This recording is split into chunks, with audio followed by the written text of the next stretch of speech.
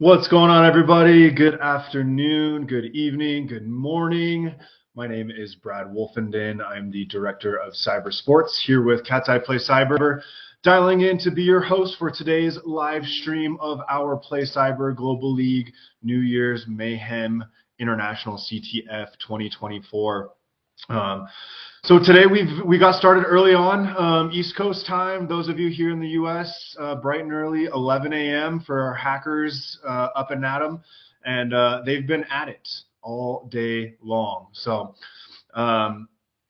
today we have an action-packed agenda for you. We'll have a couple of guest speakers that will be joining me here on the live stream, covering everything from current trends in the cybersecurity landscape. We'll have an interview with a representative from HackTheBox, our partners and platform hosts for today's event, and lots of other great content. The CISO from NFL, Tomas, is going to be joining me. We'll have Jordan from Binary Ninja and Vector 35 on as well. And hopefully we'll have a couple of the winners dial in as this thing winds down here in T-minus 2 hours. So with that, I'd like to pull up a couple of slides. I know that y'all are curious about who's participating in the event today, what they're doing in this environment. All these answers are coming your way as soon as I can get those slides up on the screen. Here they are. Wonderful. Just kidding. They went away. All right. So as I mentioned, Wolfenden dialing in from Denver, Colorado. You can find me on. As I mentioned, our partners for today is sponsor and partner, and we're thrilled to really lean on them and their as they deliver a host of challenges. For that, there are 23 challenges that have been deployed for today's events, and I'll talk a little bit more in a minute about the type of side. We've checked them all off, talking about who's here and who's doing what. Asia, Oceania, all of them represent. So hats off to all of our wonderful challengers, working hard, asking great questions, and most importantly, showing wonderful sportsmanship as they compete in this. So 58 teams, something like 28 countries, and 3 challenges across. So as you see on the challenge category, cryptography, forensics, hard open source, of course, intelligence, Pwn, reverse engineering. So these are kind of the we see. And be familiar with Cyber Games program, the other regions and countries competing in today's event. Effort comes down to national cybersecurity competition. You'll hear more about that later as well for events. But as we're preparing these teams to compete in the internet, these are the core categories that we're really focusing in on the CTF side. Now, there's another format, cybersecurity competition training for, and we will compete in here, red versus blue. We'll get into that a little bit later, but we're really honing in on the flag standpoint. So team roundup, let's get through. I'll welcome my, so first and foremost, we have Team USA, the hosts of the event, and USA has captured the flag. So big round of applause for all of our athletes from the USA. I'm climbing up the leaderboard all day long. Can't wait to see what, hats off. Next up, our neighbors to the Canada. They brought the game to Canada, if I remember correctly. So always wonderful to have their participation. Thank you today and doing just a stellar job. Next up, we have Europe. Always well represented, of course. The Europeans are here in full force.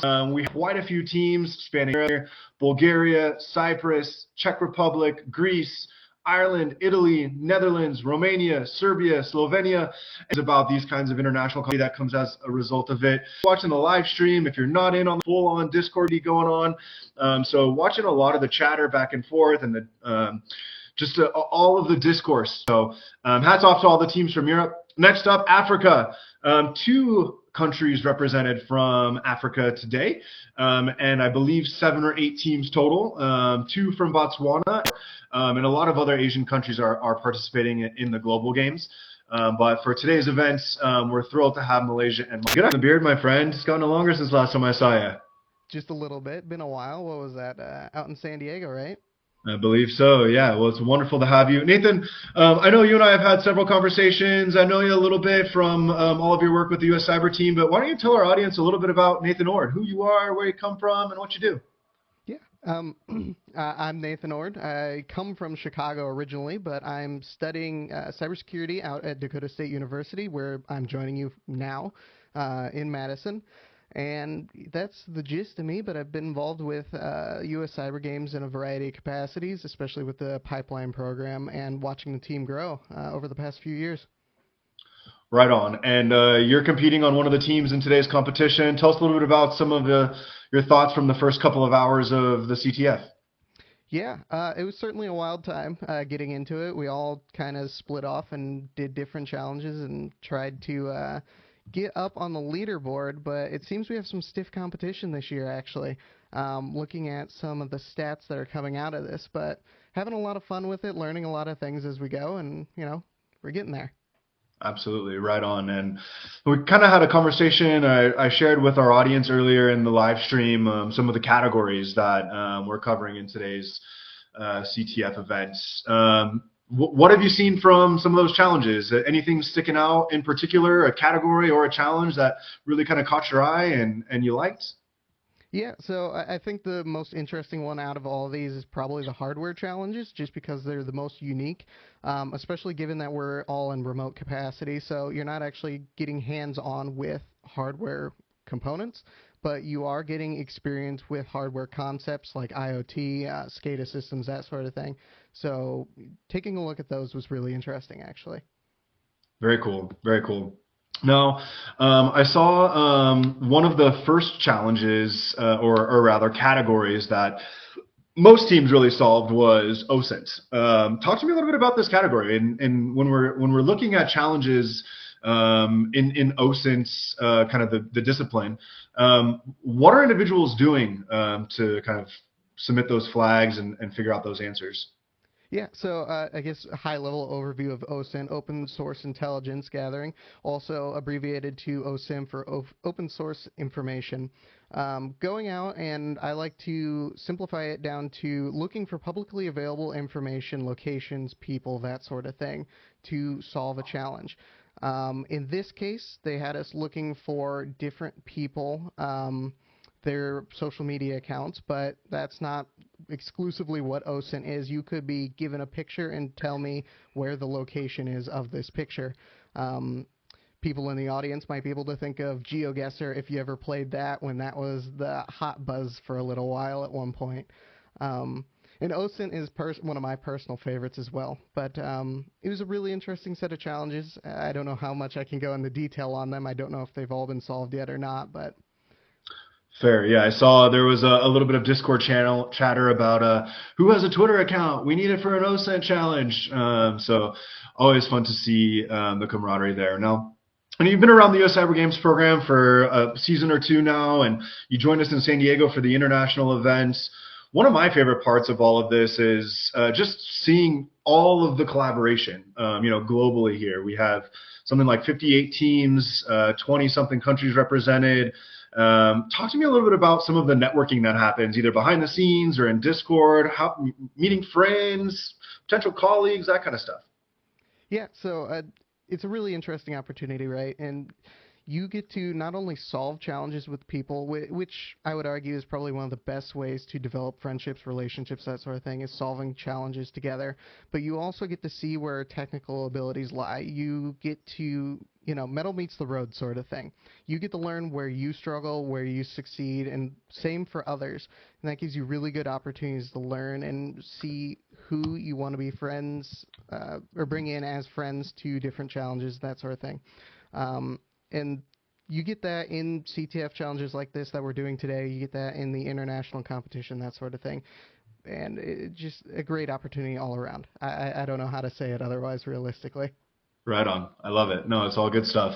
And before I let you go, one of my favorite questions to ask athletes like yourself, young professionals in the field, specifically with a lens kind of on folks that are interested in getting started in cybersecurity.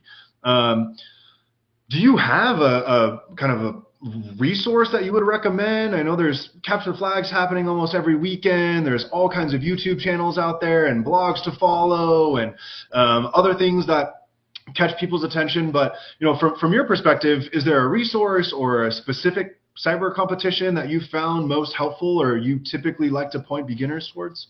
Yeah, so I think the easy plug here is actually HackTheBox. I would use them as a really good resource for a variety of different things. I mean, they're one of the leaders in the industry, so I think that's a good place to turn first. And then, obviously, I think there's a little bit of a shameless plug, too, because we're going to be publishing content here at US Cyber Games towards that sort of thing, getting people involved. So I would say look out for what's coming from us.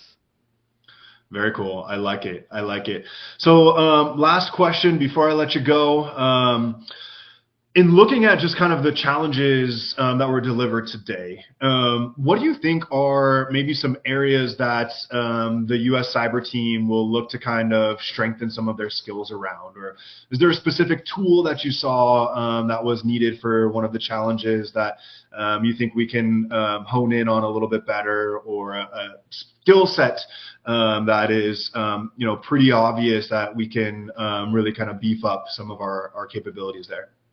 Yeah, just looking at statistics as they stand right now, I think the big thing will be full pwn and seeing how that plays out in the near future. I know we've just gotten access to some new challenges regarding popping a full system. So we'll see actually how that shapes up. I think that'll be something to look at. Otherwise, looking at the U.S. team, which is actually in second place right now on the scoreboard, they have solved pretty well everything save for a challenge in reversing and a challenge in hardware. Hardware is just one of those difficult ones that will be another thing to look at as well. We're going to probably see more in the next ICC with hardware, so that'll be another one of those. Nathan, I love it. I love the glasses. I love the beard. I love your whole getup today. I appreciate you joining me on the air. Best of luck to you moving forward. Certainly be in touch over the coming weeks. But thank you very much for joining us on the live stream today. It's been a pleasure to chat with you for a few minutes here. Get back to it. I know you have some challenges to solve, and have a wonderful rest of your day. Yeah, you as well. Thank you much. Right on. All right, folks, that wraps up our first segment for today. Next up, we will welcome a representative from HackTheBox joining me on air, a name that you may be familiar with. I'm sure you've seen him around or seen some of his content out there. We are going to be welcoming Nick Ipsec to the live stream here any minute. There he is. Nick, good afternoon. How goes it? Good afternoon. Goes pretty well. Hopefully my mic is working. I didn't do a full test, but hopefully the demo gods don't get me. I can hear you loud and clear. Thanks for being here, my friends. Ipsec, I know some of our audience may know who you are. I've taken a couple minutes to introduce myself. Want to give you the same privilege. Tell us a little bit about Ipsec. Where'd you come from? What do you do? Some of the background on all cool things you got up your sleeve. Yeah, so I'm probably mostly known for doing just CTF videos, primarily HackTheBox. I've been doing them, I want to say 6 years now. It may be longer, it may be a little shorter. They're up on my YouTube channel at youtube.com/cipsec, but you can also go to the website ipsec.rocks, which I try to index majority of my videos. So if there's any topic you want to learn about, cross-site scripting, IPv6, any security thing related at all, you can type it in ipsec.rocks, and it'll link you to my channel primarily at the exact minute that I talk about it. So super handy there. I joined HackTheBox about 3 years ago. Before that, I was a player. I played since the start of it. And at HackTheBox, I don't exactly have a role, I guess, because I just float between departments, making sure everything's good. One day I may be doing some content, I may be making it, maybe help troubleshooting, maybe working on pro labs, maybe doing some development. Sometimes I just do like community outreach or events like this. So my schedule really changes just depending upon the week. Right on. That sounds like the best job ever, floating around and never getting bored. So HackTheBox is a sponsor of the US Cyber Games program. The entirety of the competition today is running out of your CTF environment. Y'all design the challenges. Tell us a little bit about HackTheBox, some of the various platforms that you run, some of the offerings out there for individuals, for organizations, etc. Yeah, so what we see right now is the CTF platform, which it's kind of funny because most people think HackTheBox is a CTF platform, but the CTF is more just like an organized event, right? Where the leaderboard is for a strict amount of time, normally like 24 hours or 2 hours, like a conference CTF. And the challenges can range from almost anything, right? We have OSINT right here, the open source intelligent gathering. We have hardware, we have web, we have pwn. It's literally everything under the sun. And the CTF platform makes that possible because the events are on small schedules, right? If we try to do a OSINT thing on our main platform, which is maybe we call it the community platform, the one that most people know if you go to HackTheBox.com, it's hard to do those because sometimes you tweet something and the bot removes the tweet, and then that challenge is broken, right? So the CTF platform lets us test it, make sure it's still good before the event, and then run it. On the main platform, we have the weekly machines that many people know. Every Saturday at the same time, we release a new machine, either easy, medium, hard, or insane. That goes on like a seasonal leaderboard, which is something we started probably about a year ago, maybe a little bit longer. Each season, I want to say, lasts between 12 and 13 weeks. So that's how long the scoreboard lasts. And it's just like full pwn in terms of CTF. You're going to probably get a website. It may not always be a website. Maybe it's like an NFS service. You go exploit that, you land on a box, and you got to find a way to prevesc, right? So that is our bread and butter. On that platform, we also do have challenges, which are just normally hardware, web, things like that. We have some video game challenges if you want to go learn how to hack that. There's also something new that we introduced, which is Sherlock's, which is our blue team challenges. A lot of the time you get like an instant response file normally gathered through CAPE. So that may have like an MFT, a master file table, which is the brains of an NTFS file system that you have to learn how to parse, identify when files get dropped to it. You may get emails. It's really just a bunch of instant response things. That's the main thing of Sherlock's right now. Not to say they're all instant response. We're working on other blue team scenarios, but that's where we started, right? Outside of that, we also have Battlegrounds, which we will be seeing on this stream probably in the future, I want to say. I forget the exact month, but that is going to be the red versus blue platform where teams get a box that they have to defend and attack on the other opponent's box. So that's Battlegrounds. We also have the business offering, which is very similar to what the main platform is. We have a few unique machines there that we can't put on the main platform, but more along the lines, that's our testing bed. So many of the pro labs will be released on the business platform first. We work at the kinks because there's a much smaller user base, then we push it down to the community. So I think that's Hack the Box in a nutshell. We do a lot of just hands-on learning, I guess you could say. Yeah, very cool. I'm familiar with the Battlegrounds. I know we've used it for several scrimmages in the past. Obviously, the CTF, you all make the Academy Labs available to some of our athletes as well. But the Sherlock offering is brand new, so I'll have to jump in and check that out. One thing you brought up, and our last guest also mentioned some of the full pwn stuff.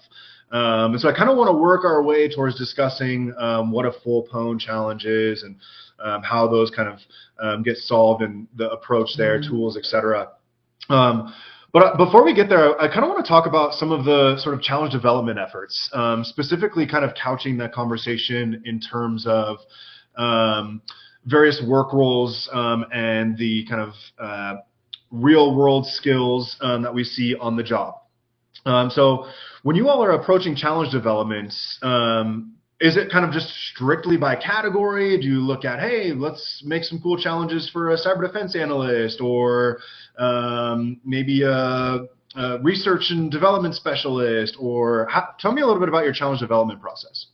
So all of our challenge authors pretty much come from the field. So I know Sebastian, the lead that does Sherlock's, was I forget exact role title, but he handled IR pretty much 24/7. So he knows exactly what to include in those type of challenges, right?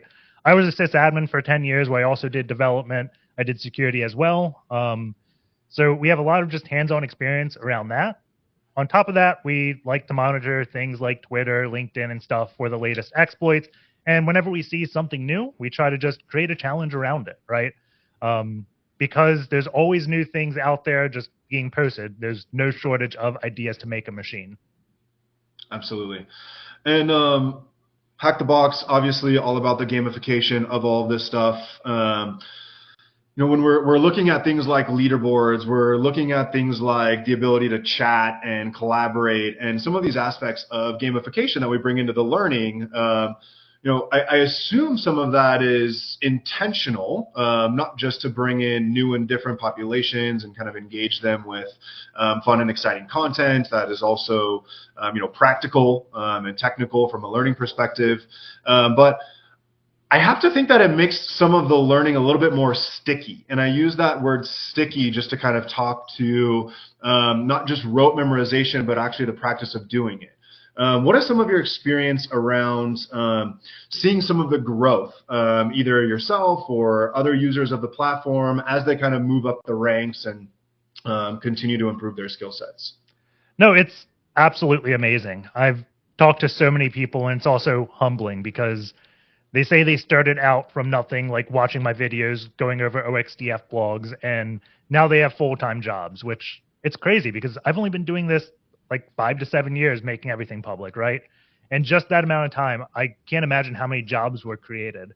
Also, like touching on the gamification thing, like every industry goes to it, right? Even like gyms are trying to work out gamification with streaks and do something there. Like Peloton is big on it. They even have like a game you can play while you're riding your bike. It's a bit odd, but it just tries to motivate people to keep like you playing. And I really enjoy it because when I was a kid, we didn't really have any of these platforms. There was like Hack This Site, I want to say was one of them growing up, but it was really kind of cheesy. It wasn't great. So most people learned doing like video game hacking or hacking on their own machine, which it's not easy, right? Even if you go back 7, 8 years ago, before like HackTheBox started, if you wanted like a good cyber range where you got a VPN to log into, you had to do like OSCP, sign up for the training, which is expensive to get their VPN. There wasn't a good way to do it. There was VonLab, but again, that has the same problem of I'm going to spend probably 10 to 15 minutes downloading this VM, got to spend some time configuring it, hope I configured it correctly. There's a lot to go in there, right? And then also, when you're hosting it yourself, I don't have the discipline not to cheat, right? I have the VM, I own the thing, so I can just go root it by like resetting the password, logging in if I get stuck. Things like HackTheBox really solve that. So if you don't have the internal fortitude to not cheat, well, you can't cheat easily in HackTheBox. If you want to quote unquote cheat, you have to go and find people and talk to people and get spoilers by just chatting with them, which in my mind isn't cheating because you're building a social connection there that's going to help you on later in life, right? All the connections I built on HackTheBox doing these things have benefited me greatly. I met OXDF on this platform, and like he's been my CTF buddy for many years now, and we just keep building off of each other, motivating, and also like, did you do it this way? Oh, I didn't even think about that, and just constantly improving, right? So if you think like talking to people, getting spoilers is cheating, well, maybe it is by the rules, but you're going to grow a lot by doing that. Right on. I love those kind of connections. And I was chatting with our last guest about some of the networking that happens, not just through the international games that we're hosting today, but through the community in general. When you're engaged, when you're looking for various resources, and the connections that you can make end up being lifelong friends. So we're talking a little bit about some of the gamification, some of the learning that's happening. Let's kind of shift towards the categories for today, if you don't mind. So crypto, forensics, pwn, reverse engineering, web, OSINT, hardware. We kind of threw the gamut at them. Do you have a favorite when you and some of your CTF buddies are in a capture the flag competition? Are you guys, which category are you headed towards first? My favorite probably isn't one I would head towards first. My favorite would be full pwn. Okay. Because I like the black box type challenge, right? Full pwn, you're just pretty much given an IP, and you have to figure out all the technologies in that. It could be binary exploitation, it could be web, it could be like anything. I really like the black box aspect, but because that is one of the more challenging, because again, you don't know what's going into it, it's not a good starting point, because if you go into it and you start fumbling around, you're going to get demotivated pretty quickly. I like generally going for my web, which is one of my strong suits, because I feel like I can get a few easy ones and build that momentum train going. It's all about like that gamification. You got to get that dopamine from submitting the first flag, right? If you don't get it in the first 30, 60 minutes, it's going to be really easy to go away from the keyboard. Yeah, I hear you. It's definitely kind of that mental curiosity and that tenacity in that sense. So let's kind of double click on the web category a little bit. If that's, one of your favorites, mentioned you think you're pretty good at that one. What are we talking about when you say a web challenge for somebody maybe that's a little bit newer to the industry? Are they looking at a website and trying to figure out who created it? What are they doing? Yeah, so the web challenges can raid, it's normally going to be like one of the OWASP top 10 vulnerabilities. So like SQL injection, server-side template injection, cross-site scripting. A lot of them just tell you what you need. And on top of it just being your typical website, I want to say all of them, if not almost all of them, also include the Docker file that's used to build it, which includes the website source code, right? So it's not completely blind. You see the website, you can see the source code, you see, oh, this is what flag exists in the web root. I have to figure out how to make the application give it to me. The other great thing is you just download it. You can run it on your own environment, set up some debug things, and kind of learn the whole purple team aspect, because debugging definitely helps tremendously, right? If I'm just doing a web challenge, throwing an exploit, it's going to fail. I don't know how it fails. That's up to my intuition to try to mentally build the application of what it could be doing to what I want to go to next. If I have the source code, I can just go on this line. I think I'm in this function. I'm going to write out a line and I hit it. Yes, I see this. Oh, I'm trying an SQL injection. I'm going to write the SQL query because maybe my injection is making bad SQL. I don't know that from the attacker, but because I can run it locally, I can now see the exact query and spot the difference, right? It really speeds things up. The other thing that's useful is Sneak is a free tool for researchers, so you can just run it and it's going to do static code analysis on the application. Sometimes it would just tell you right where the vulnerability is and you just have to figure out how to attack it. Even when it doesn't tell you where the vulnerability is, at least it rules out a lot of the things you don't have to check for. And that's super useful translating into a professional environment if you're either securing or attacking it, because you know what the tool is going to see.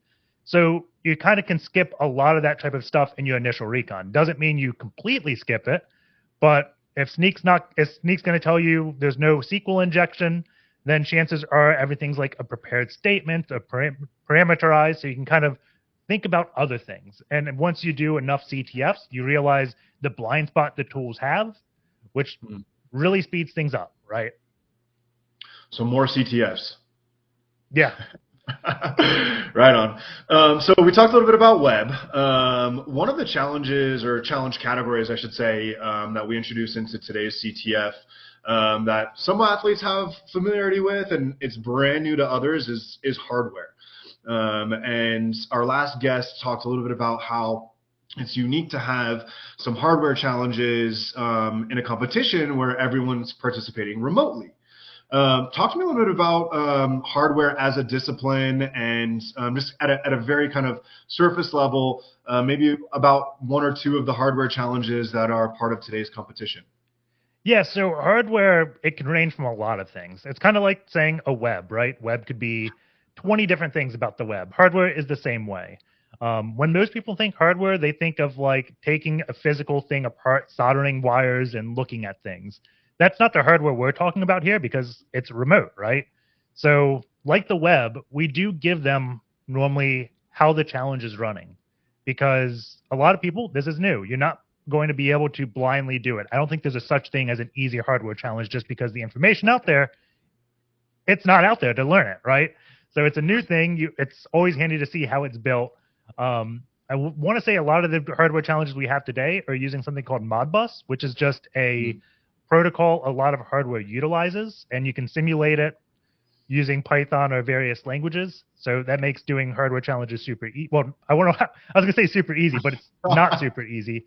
But it's just, you explore the Modbus, right? Because this is what you would be attacking after you do your fancy physical attack, or you land on some device that's talking to a PLC, which is a logical controller. You look at the Modbus, you manipulate it to try to say, hey, I want to do this thing in it. I'm trying to think of a good example of Modbus. It's just it's very similar to web, I guess you could say, because web is so diverse. It's just you send data, you get data. Modbus is more just controlling physical aspects. You're going to send a signal, and then the thing's going to do a signal, right? Absolutely.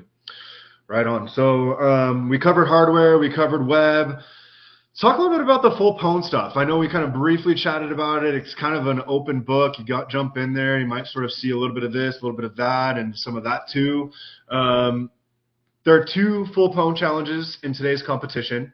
Talk to me a little bit about what the athletes are up against in those full pwn challenges, and maybe some kind of skill sets that they're demonstrating as they attempt to solve those challenges.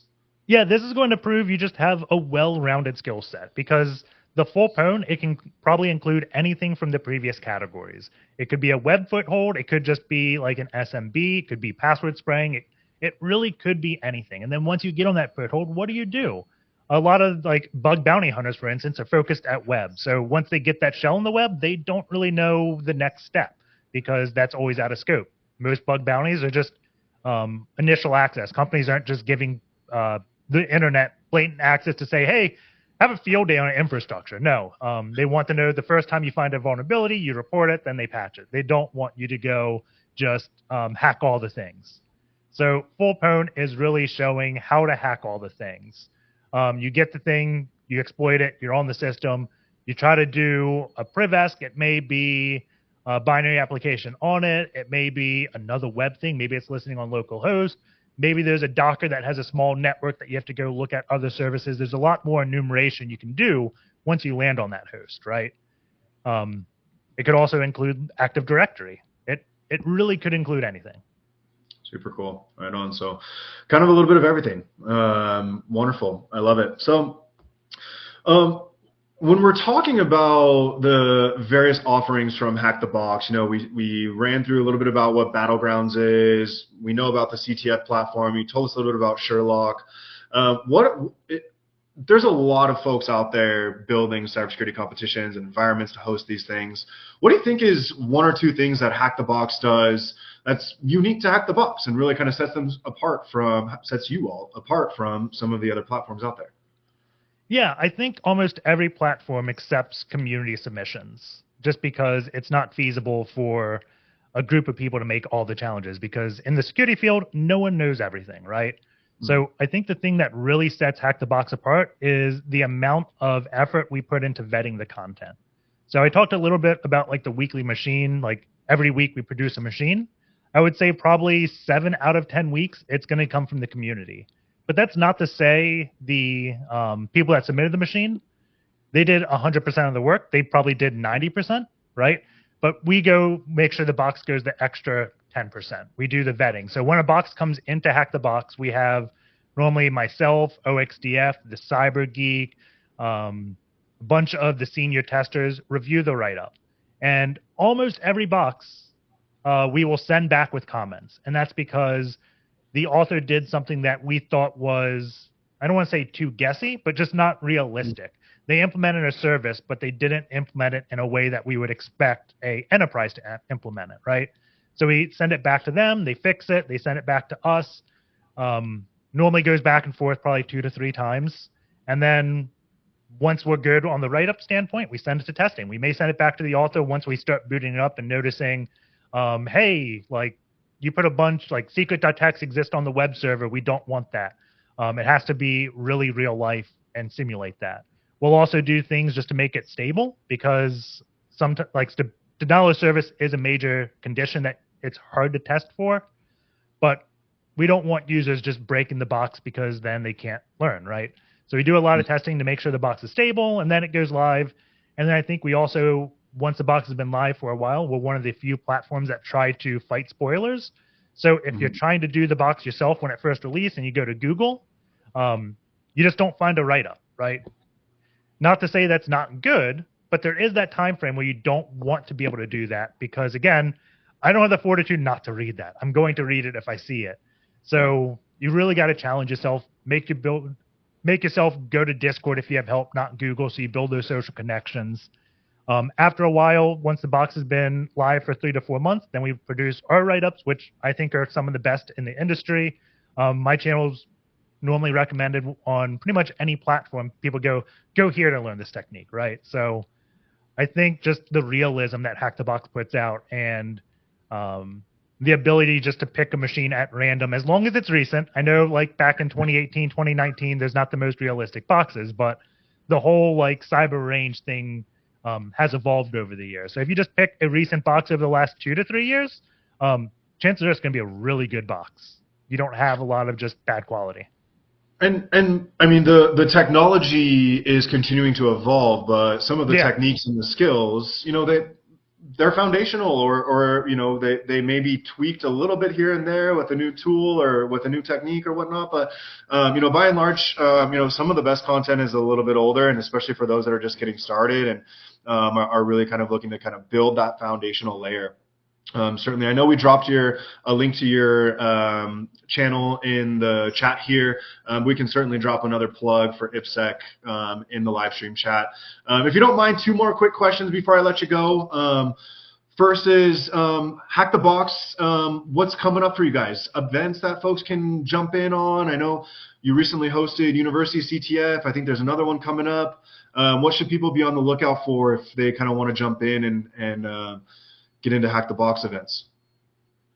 Yeah, there is the Uni CTF coming up. I want to say there is, I forget exactly the name of this one. We have another Pillar CTF coming very soon. You can always check them out at ctf.hackthebox.com. Follow us on Twitter. That's probably the best way to keep posted of all the new events. If you don't do Twitter, I think we also post them all to like Instagram and other social media things. Every single week, there's a new machine. I would definitely recommend that. If you're new to Hack the Box, that we also have like starting point of some beginner content. There is the Academy as well, which is more structured learning. So if you want just to be able to read about something then exploit it, I definitely recommend Academy. It's a little bit different than what most people do because it's very, very interactive. We kind of put the VM right on the page. So as soon as you're learning about attack, you can go type it on the web page and execute it. Outside of that, just check out seasonal. The season's like 4 to 5 weeks in. I would start now. And then the next season, when it begins, I would try to get a 50 to 70% completion of that season, see yourself rise in the rank. And then you'll be surprised, you won't be surprised at first how much you struggle. Even I struggle with the seasonal thing. But after you do 2 to 3 seasons, you'll really start seeing the results. It's like when you go to the gym, you get like the first week, you're not going to see anything. You have to stick with it. Once you stick with it, it's giving you something to measure. And that in the gym aspect, it's going to be your body, how you look, how much more weight you can lift. After a month or 2, then you realize, oh, wow, I really am progressing, right? I think without seasonal, without that feedback and seeing how you actually progressed, you won't really notice it. It may be demotivating, right? Mm-hmm. So I think Hack the Box does a good job at, if you look at your profile over time, if you stick with it, you'll see yourself getting better. Yeah. And one final plug for Hack the Box. I know your Discord server is one of the most active I'm part of.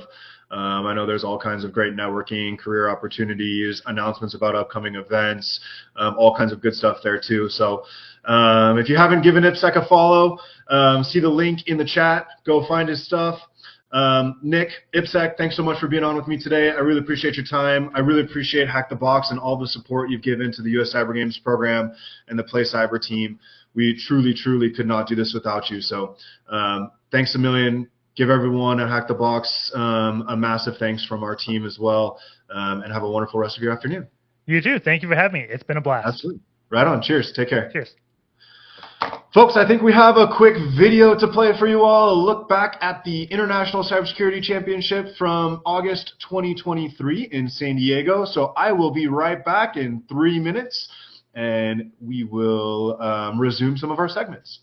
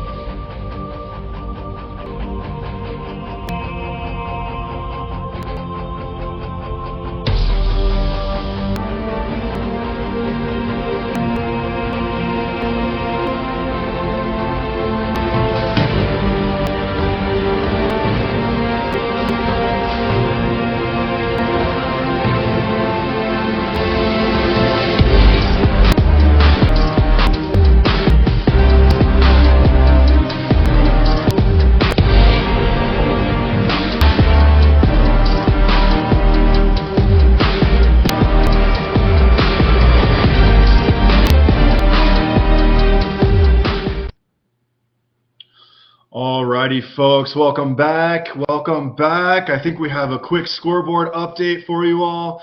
Last I checked, there was a three-way tie for third place. Let's see here. We still have Team Serbia at the top of the board. Team Serbia has 22 flags. Right behind them, ECSC Team Greece 2024, hot on their heels, followed by insert team name here. And a couple of others in the hunt. So we will continue to monitor this. I know some of you are asking for when we're going to see the game.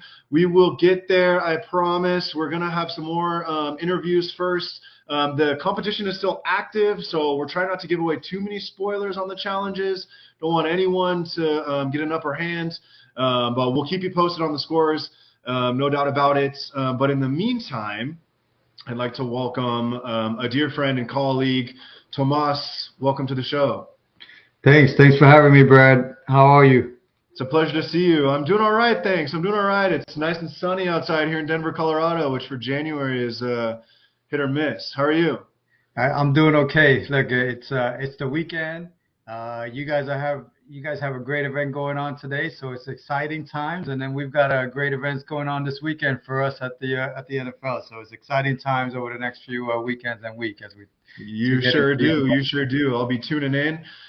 Folks, by way of introduction, I'll let Tomas kind of share a few details about who he is. But Tomas is one of the members of the U.S. Cyber Games Advisory Board. Tomas is the CISO from the NFL. Tomas, tell our audience a little bit about what you do. Sure. So I keep the bad guys away. That's what I do in a nutshell. I keep our business in line, if you will. No, look, all seriousness, my job is really to help the business go as fast as they can, take as much risk as they can, and understand that risk and make sure that we have all those risks, if you will, mitigated, or at least within our tolerance, if you will. So the CISO for the NFL, spend a lot of time with all of our clubs, a lot of our business units. Been doing information security or cybersecurity for the past 25 years or so. Wow, scary to even think of it like that. But yeah, been at it for a while. Really enjoyed this career and this journey that I've been on. And I'm happy to be here. Happy to chat with you and get everyone excited about what the U.S. Cyber Games is all about. Man, that's why we have you on. I mean, how much more inspirational can you get than the CISO for the NFL? I know a couple of tracks that I'm hoping we can discuss while I have you this afternoon. First being sort of all of the prep going into the countdown to Las Vegas coming up here in a couple of weeks. I know Super Bowl is kind of the big event for the NFL and all kinds of prep there. And then I kind of want to transition the conversation into a little bit about the cybersecurity job market, some emerging trends, some in-demand skills, and things like that. That sounds okay to you? Yeah, sounds fine. Right on. So you and I met in San Diego last summer. I know we talked a little bit about some of your roles and some of the things you had on your checklist heading into February for the Super Bowl. How's that going? What are you doing? How are we prepping for the NFL, and how's it all looking for the Super Bowl, rather? Look, everything is looking great. For most of you that don't know, we usually spend about 12 to 18 months at least from a cyber standpoint, preparing for the event. And, everything is looking good. We've done a lot of tabletops. We've worked through incident response. We've done a lot of pen tests, security assessments, bunch of risk assessments. And we've been on site, boots on the ground in Las Vegas multiple times throughout the year, and now we'll be back there in another few days, getting ready for that big game that's going to happen in a couple of weeks. So I think everything is lined up. The city is looking fabulous, with all the sort of colors and the advertisements and all the sort of small businesses and large businesses that are supporting the actual event. Everything's looking great, and everything's looking very well organized and coordinated for fans that are going to be attending. So if you're going to be in Vegas, I'm sure you're going to have a great time. If you're going to be watching on the TV, I know you're going to be missing that you're not in Vegas, but you'll probably have a great experience as well through that broadcast. So, I'm sure the experience is going to be great no matter where you are and where you're able to consume the games. I'm excited for some football. I'm excited to see Usher. I've heard there's some other cool guest appearances coming out at halftime, so can't wait for that. No, who do you think's going to make it in, though, Brad? Bradley, who do you think's going to make it in? I don't want to get too off track here. I was a former San Diego Chargers fan. They ditched me, so I feel like my uncle actually and my grandfather both played for the Buffalo Bills. So I root for the Bills. Sadly, they got it handed to them last week by the Chiefs. So hats off to Patrick Mahomes and Travis Kelce, all of them. I'm excited. I wouldn't mind seeing the 49ers in there. From the AFC side, either one. It's going to be a great game either way. Yeah, absolutely. So when we were chatting in San Diego, you shared a couple of things that were not on my radar in terms of some of the structure of the NFL and some of what's kind of under your umbrella in terms of management and responsibility and sort of risk and whatnot. Talked a little bit about, the NFL.com app, all the live streaming stuff. You talked a little bit about the store, of course, all of the on-site things there.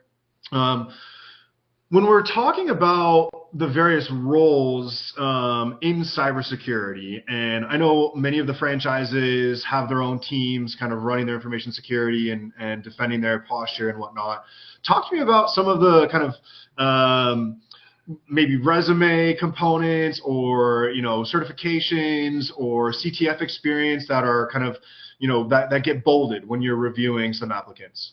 Yeah, look, I think there's a few things that we look for when we look for prospective candidates, and I'll start with probably the most basic one that people probably don't think about, but it's just that general curiosity as to how did something actually happen? How did a machine get taken over? How can you take over a machine? How can you actually impact a business line by way of security? How can you enable a business to continue to be profitable and continue to take risk?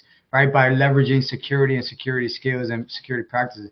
That's probably the one thing that doesn't jump out at you on a resume, because there's no line on there that says, I'm very curious about XYZ. But when I'm interviewing people, I'm usually looking for that level of curiosity that they might have just for the general security profession, and then how can the security profession help and enable businesses continue to operate. The other sort of qualities that I'll say that are usually on resumes that make candidates stand out. It's good to have certifications, but it's not the end all be all, right? It really comes down to what have you done over the past, X amount of years of experience, or X amount of weeks or months, or however long you've been in the industry or trying to get in the industry.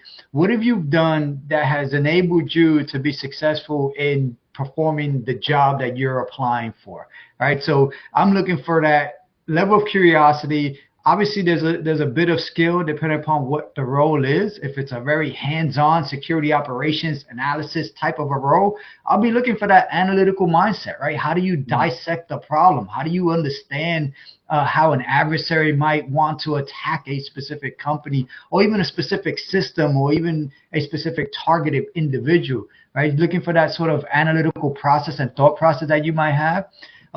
Down to if I'm looking for somebody that's going to be focused on security awareness and training, I'm looking for how you could communicate security policies and be a culture changer, if you will, within an organization. How are you going to help market security and information security within the organization to help people start to think about information security less as, hey, I need to do this, and more as, wow, I'm going to be able to go to a website, surf the website, click through, and know that if I click something or if I go to log in, I know what parts of a website I should look at to determine whether it's safe or not safe. Or if I open up an email, I know that if an email tells me, hey, open this because I'm your CEO, I know I should be able to say, is it really my CEO? Is it really? And have that sort of foresight to really think through. So when I'm trying to interview candidates for different roles, whether you're,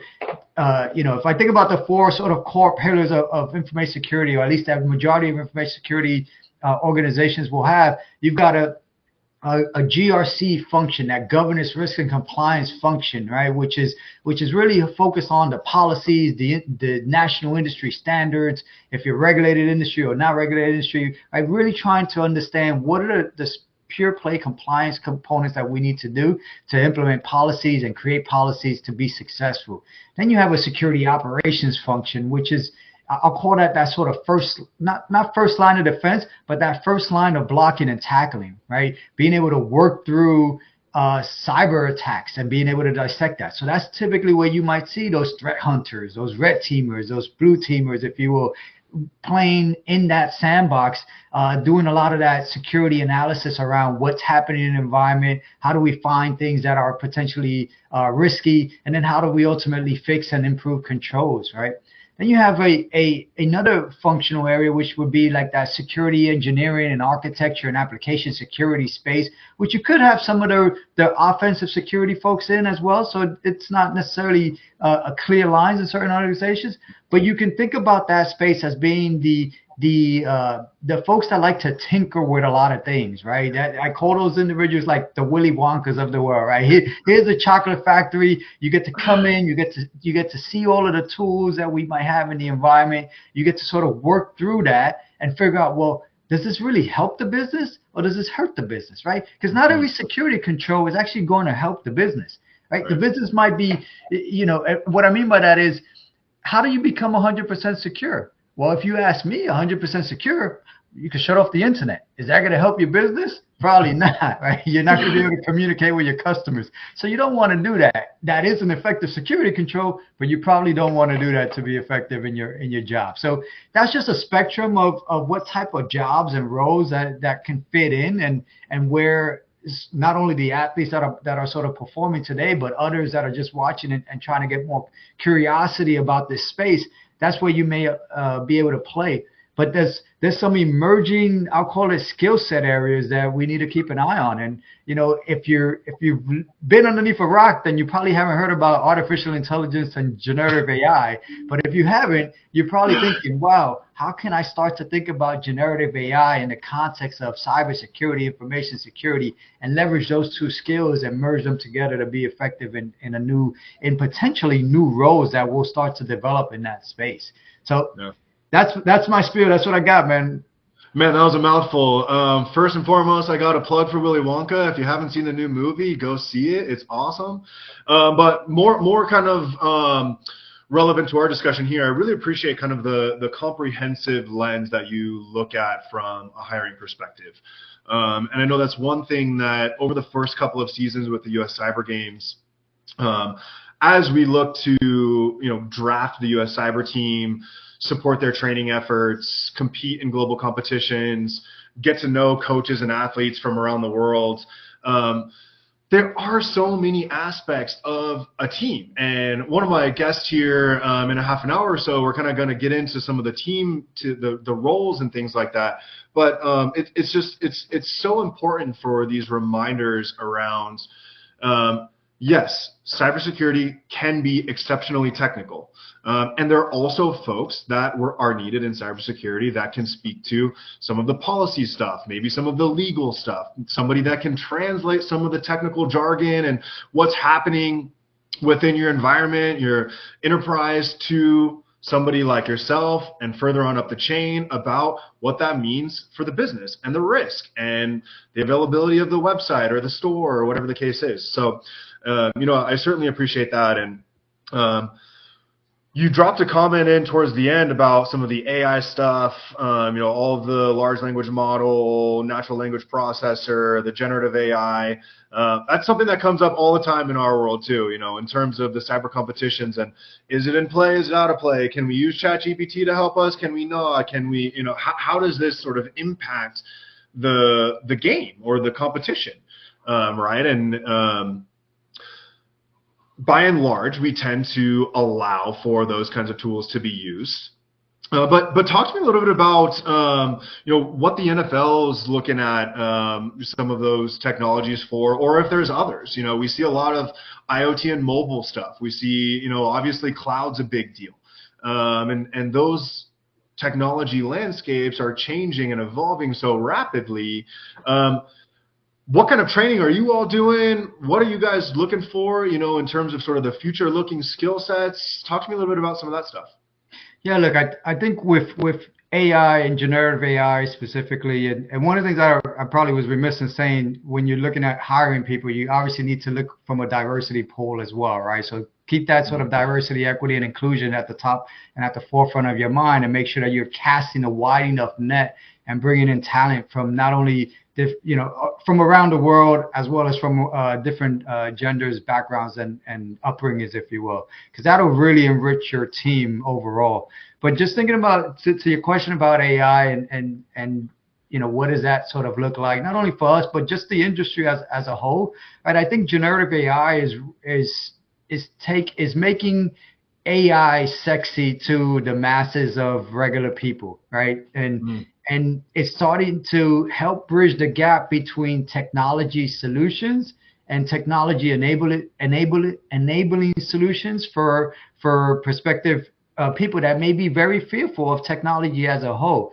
But what I will say, broadly speaking, is, if you think about years ago, and I'm going to use this sort of granddaddy in the room, right? If you think about years ago, how we used to type emails and you would get grammatical errors wrong, and you'd have to maybe figure out, go to a dictionary, put it into like a different application, wordsmith it, and then put it back in. And now all of that stuff is sort of baked into your email process, right? You misspell a word, it'll autocorrect it. That's components of artificial intelligence.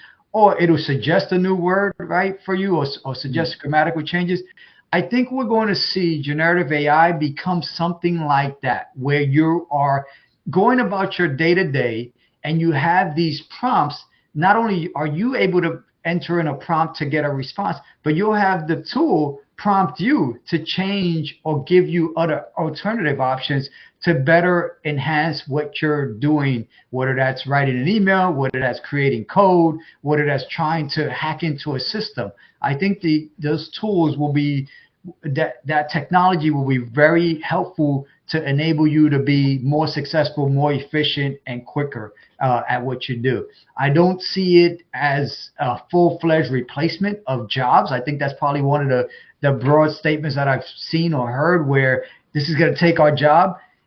I think it's just like anything, right? And if there's repeatable processes, it'll potentially free up those opportunities for folks that may be doing those repeatable processes. But I think it'll allow and it'll lend for upskilling of that talent to do different types of jobs. So I think there's going to be a number of jobs that we haven't even thought of, or even could even fathom, that will be created from this new technology.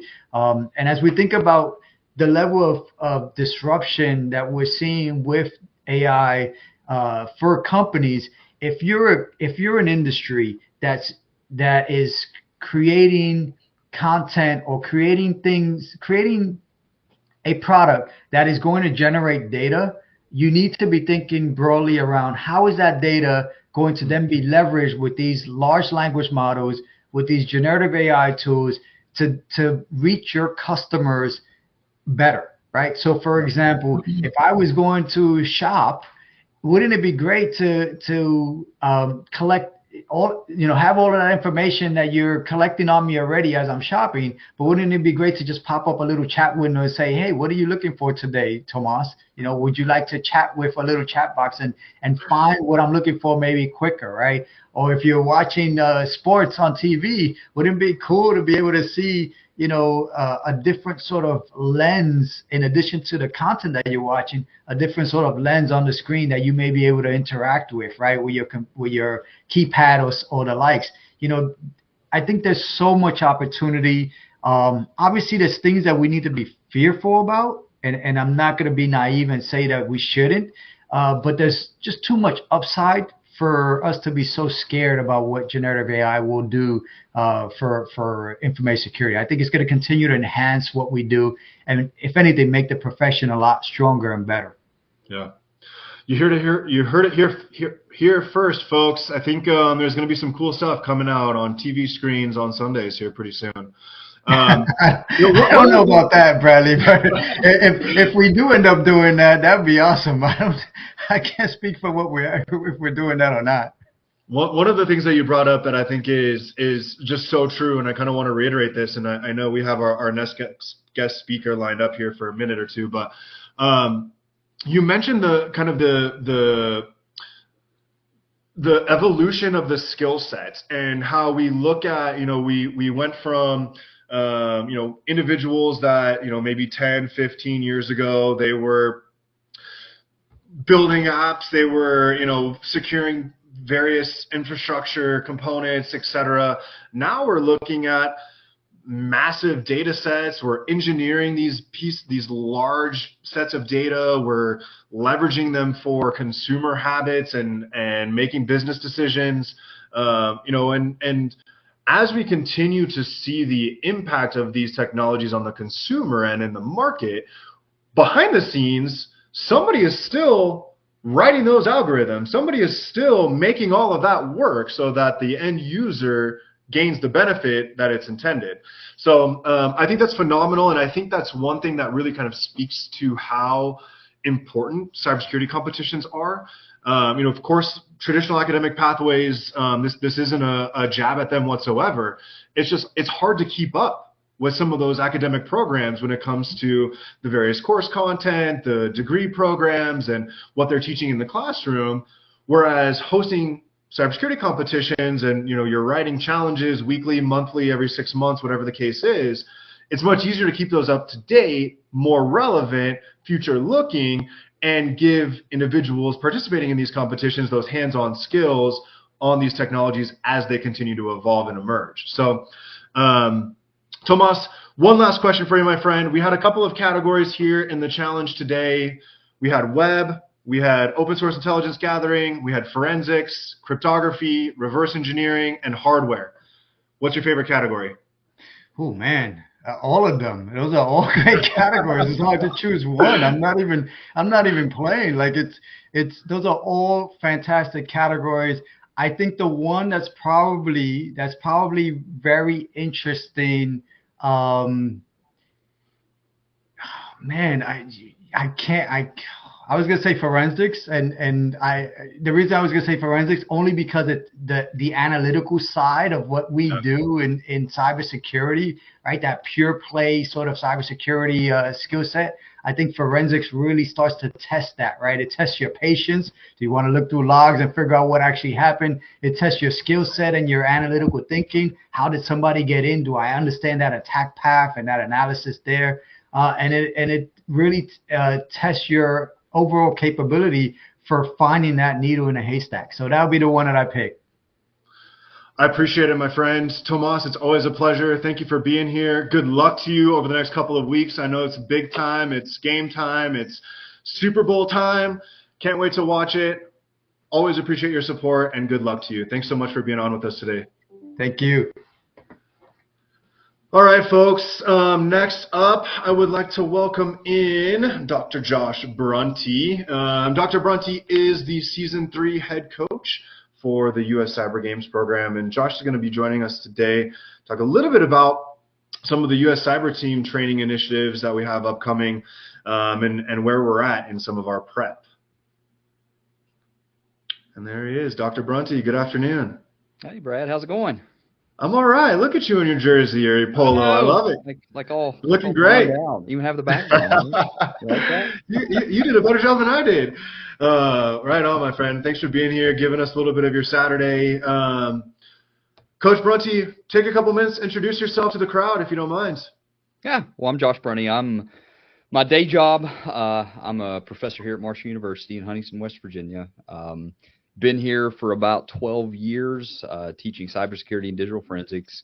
I'm the director of the graduate program in cyber forensics and security, which we have a pretty strong program. We're also the faculty advisor for our collegiate cyber defense competition team here at the university. So we fielded pretty good teams in the past, won a couple of national cyber leagues, consistently placed in the top 10 about every year. So we're really proud of our team here. That kind of parlayed into, what I'm doing now as a head coach. So working with this team. But back in my prior life, I was a forensics guy, a digital forensics guy. So I started the laboratory here in West Virginia at the West Virginia State Police. So built that laboratory up. Was just a forensics guy for 10 years, led that lab, and worked a little bit in the federal sectors as well, doing digital forensics and doing a little bit of red teaming as well. And then just decided after I finished out the degrees to get into academia. And one of the things when I came in was to push, competitive cybersecurity and make sure that has a seat at the collegiate level. So that we're doing this and making sure we're getting it right at the college level. So that's what got me to where I am this evening. And now, hopefully leading U.S. Cyber team and U.S. Cyber Games into some successful international competitions this year. Right on.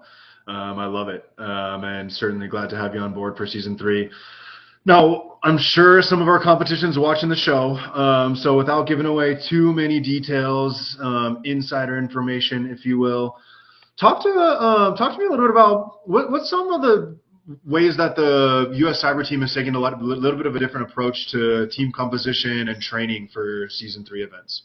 Yeah, well, compared to what we're seeing in other teams, Anissa's been doing, ICC or the ECSC, I'm sorry, for quite a number of years. So U.S. is really, from an international perspective, is really new at this. We're just in our 3rd season.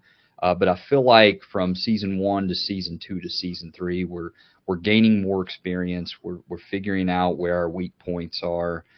So we have that institutional knowledge we from our coaches from the prior season. Coach Ken Jenkins, Coach Dane Brown, they stayed around, which has been a big help to me in transitioning that knowledge. So they've been super helpful.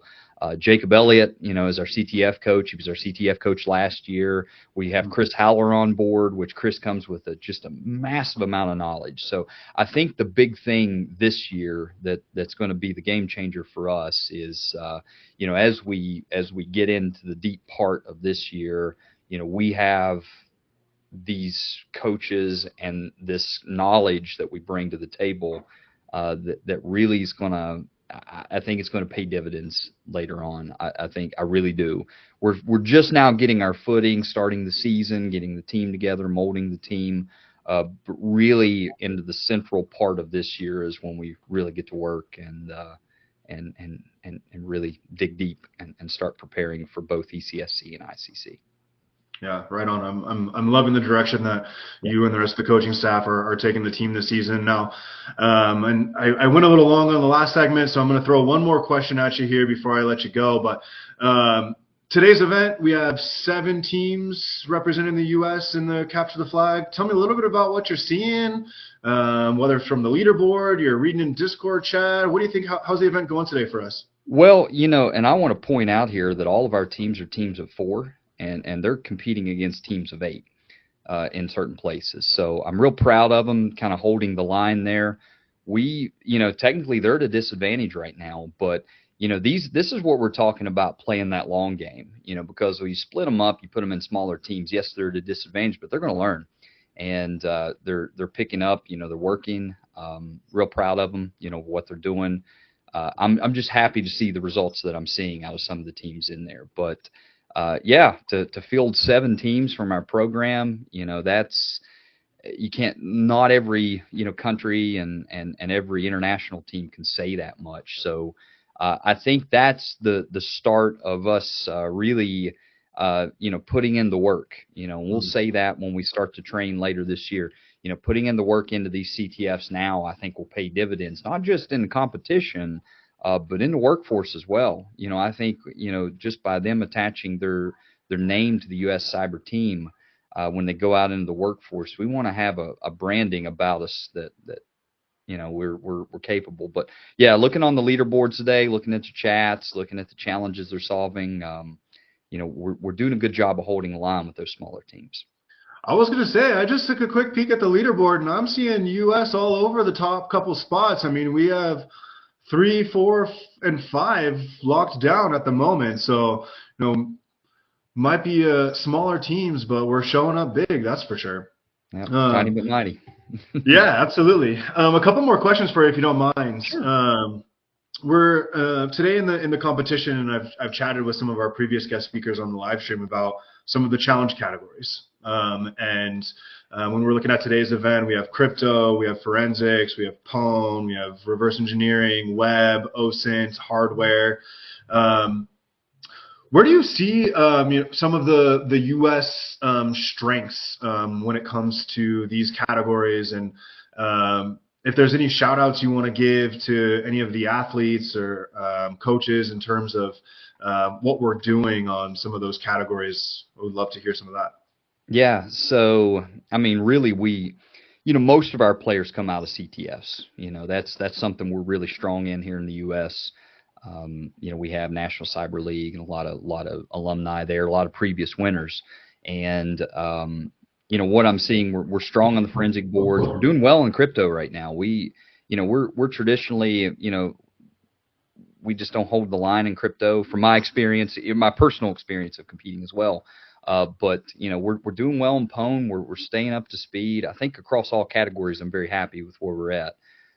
Gosh, we don't have enough time on the stream to do shout outs to the team, but man, there's some heavy players in there. If and looking at the board 3, 4, and 5, we can see that I'm real happy to see those teams up there, because it means that we're we have the right people in the right categories, and we're starting to see some strengths pop out there. So I'm happy with that.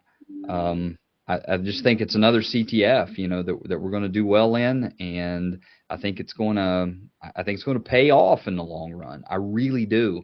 I can't see any weak categories today coming out of us, really. I mean, just other than just sharpening up our crypto skills maybe, and going to work on Pwn. That's some things that we're always trying to gain some new institutional knowledge on, if you want to call it that much. I love it. Well, Coach Brunty, it's been a pleasure getting to chat with you a little bit this afternoon.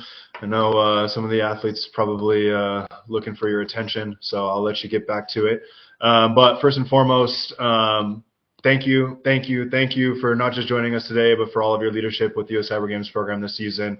Can't wait to see you in a couple weeks in DC for our camp, and have a wonderful rest of your weekend. Hey, do the same. Thanks for your all support. Appreciate it. Right on.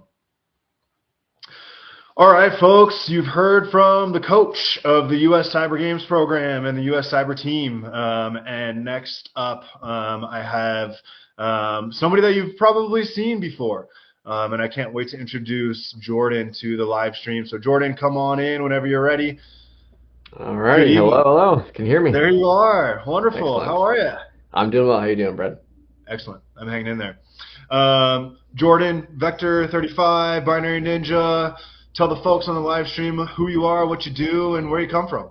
Sure. So I started my career about 7 years of network defense and incident response forensics, and then I did the next 7 years doing offense, vulnerability research, exploit writing, reverse engineering, and then I spent the last 9 years of it building Binary Ninja, which is combining both, right? So you've got malware analysis, instant response things, forensics that are using it defensively, and then I've got the vulnerability research doing it offensively. And so now I'm just building the tool that both sides basically are using for that. So it's been a fun adventure. Also played a lot of CTF along the way. So I've done a fair bit with CTFs. I've won DEF CON CTF finals 3 times. I played in something like, I think 12 finals I counted at one point. I know, a lot. I stopped counting. Which means that my win rate is not great, right? If you do the math, so don't look too closely at that. But hey, I mean, yeah. I don't know how many other people can say they've won it that many times. So you're doing pretty all right, I think. There's a couple teams. PvP has got me beat. I distinctly remember when they finally beat my record in terms of total wins, and then they proceeded to crush it even more in the last couple of years since then. But it's a pretty small list, so I'll take it. It was easier though when I did it, to be fair. It was back in the day. It wasn't quite as hard.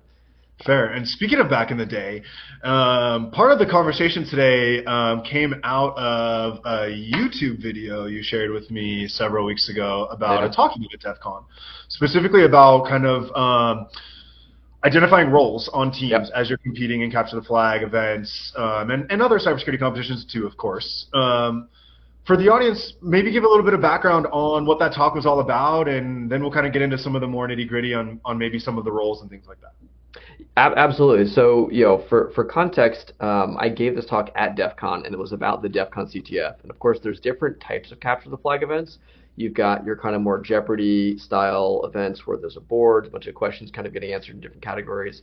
And then you've got one of the more like active, live offense, defense, where it's like you versus another team, you both have like machines or networks you're monitoring and actively kind of engaged with, and it's less about like a scoreboard and points. It's a bit of a challenge. It's more about like go, right? It's just like this live chaotic environment. So there's different names for that: full spectrum or attack defense CTF versus like the Jeopardy-style or defensive styles.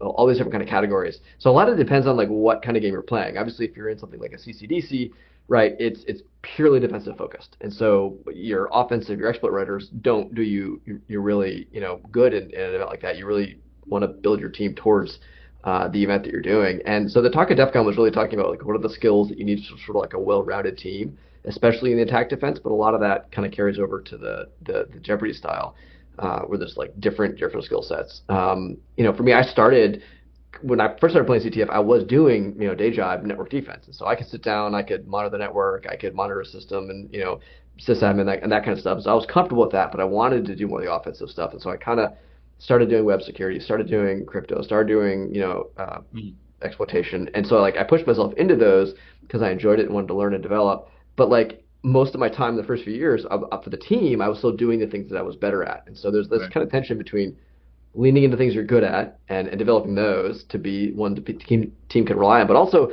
like, we do this because it's fun. We do it because we like it. We like it, challenging ourselves. And so then, adding on those kind of new skills. Or, you can look at somebody like GeoHot, who at one point in the CTF community was like soloing against major other competitive CTF teams. Like, he just by himself decided he wanted to get really good.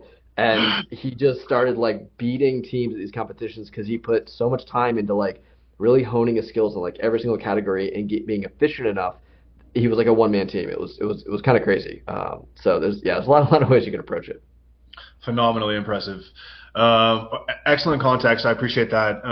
And I just had Dr. Brunty, coach of the Season 3 team, on the line. One of the things that we talked about in terms of preparing the U.S. cyber team and kind of going back to one of your comments and recognizing the different formats, of course. So today's Capture the Flag, running on HackTheBox, typical crypto, forensics, pwn, RE, web type categories. And then we also do the attack and defense side, the red versus blue competitions. And when it comes down to the roles, one of the things that the U.S. Cyber team has looked at this year is really asking the athletes to kind of identify category areas, disciplines that they feel strongest in or have the most interest in improving their skill sets around, and then providing them with some training to kind of support that growth.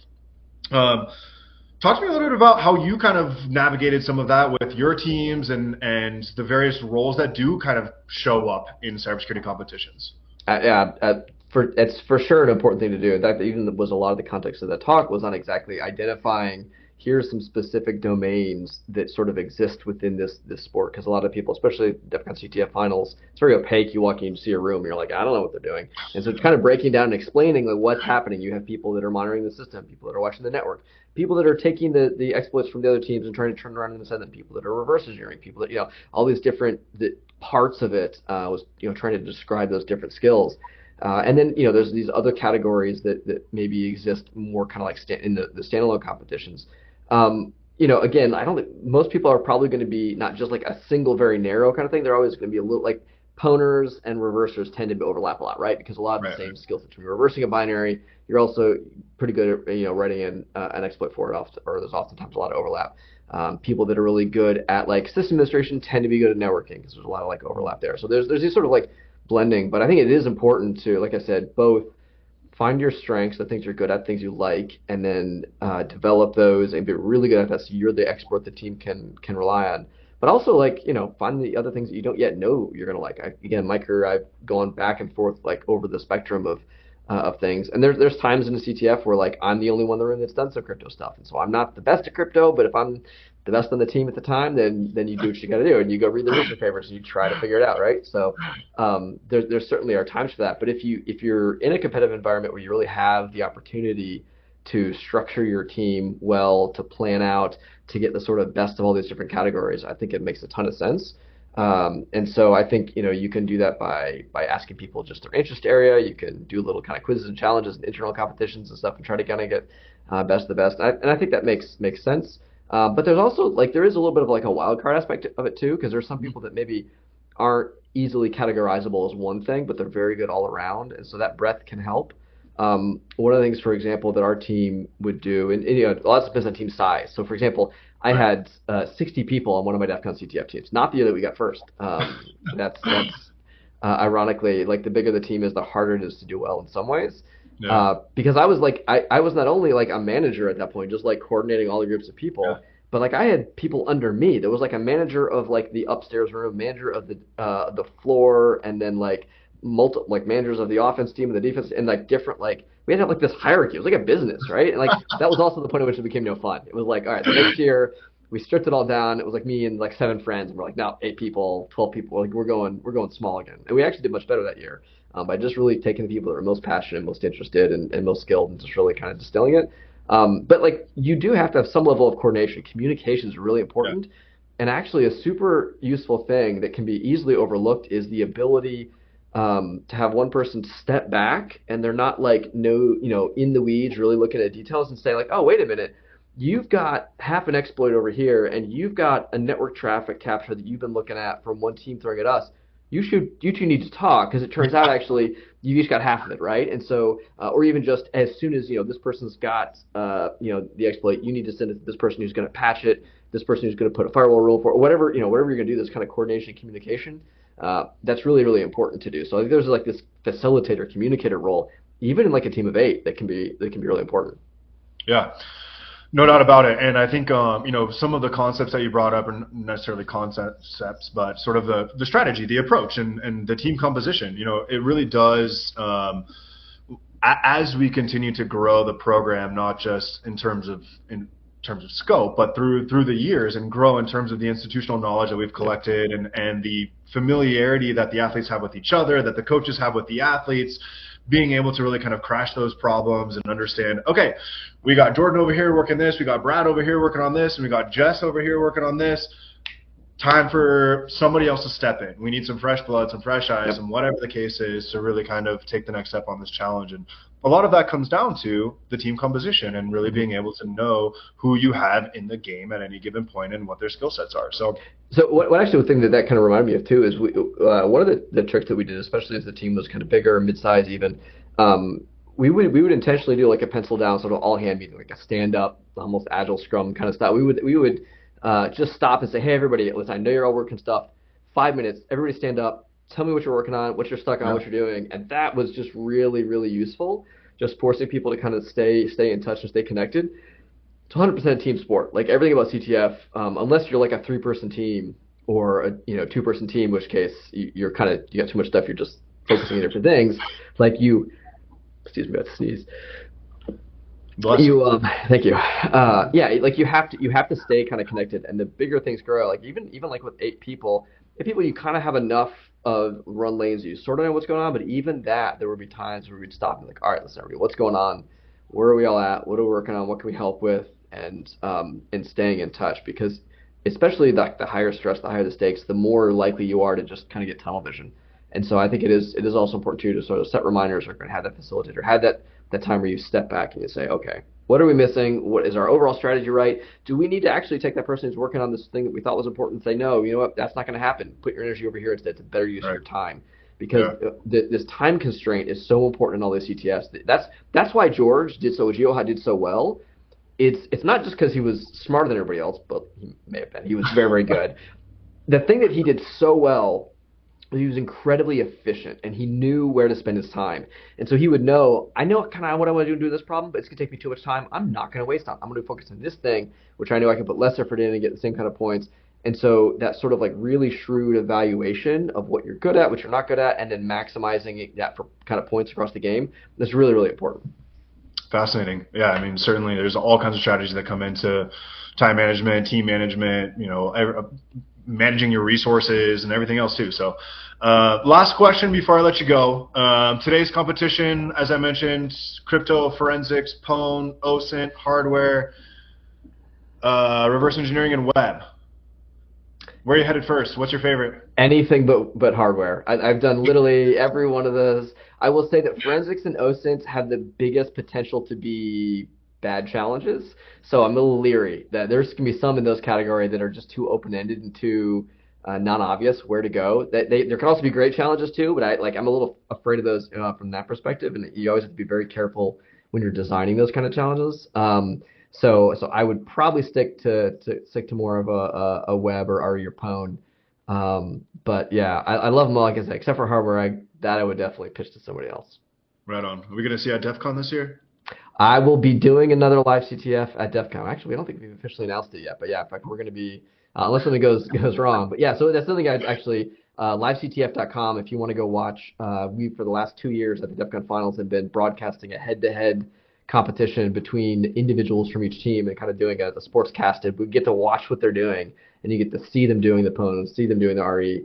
So that's pretty fun. So yeah, folks should definitely check that out. We plan to be back again. So cool. Jordan, my friend, it's always a pleasure. Thank you so much for taking some time out of your Saturday to join us on the live stream. Folks, go check out Jordan, Vector 35, Binary Ninja, all the cool stuff. What was it, livectf.com? Livectf.com, binary.ninja. Yeah, absolutely. There it is. Jordan, have a wonderful afternoon. Thanks for being here. You take care. Take care. Bye-bye. Cheers. Alrighty, folks. The moment you all have been waiting for, a break from listening to me. I think we have a couple of wonderful folks joining the live stream to talk a little bit about the international games coming up this year. But first, it looks like we have a sneak peek at the scoreboard. Just refreshed, Team Serbia is still at the top, and that is real small, 22 out of 25 flags. Fantastic ECSC Team Greece 2024 right on their heels. Looks like actually the top 3 teams all have 22 solves, at least the top 3 teams. So 22 of 25 been solved. We are honing in on like the last half an hour, I think, is all that's left in this thing. So keep your eyes peeled on the scoreboard. We will continue to have updates for you on that. In the meantime, I'm hoping that we have Jess, that we have Caro, and they can join us on the live stream. Jess. Hello, Brad. How are you? Wonderful. I'm well, thanks. Welcome. Thank you. I was hoping we were going to be matching. We got my Wicked 6 on today for the later talk, but okay, very cool. Right on. You get to be on here twice. And Caro, welcome to the show. How are you?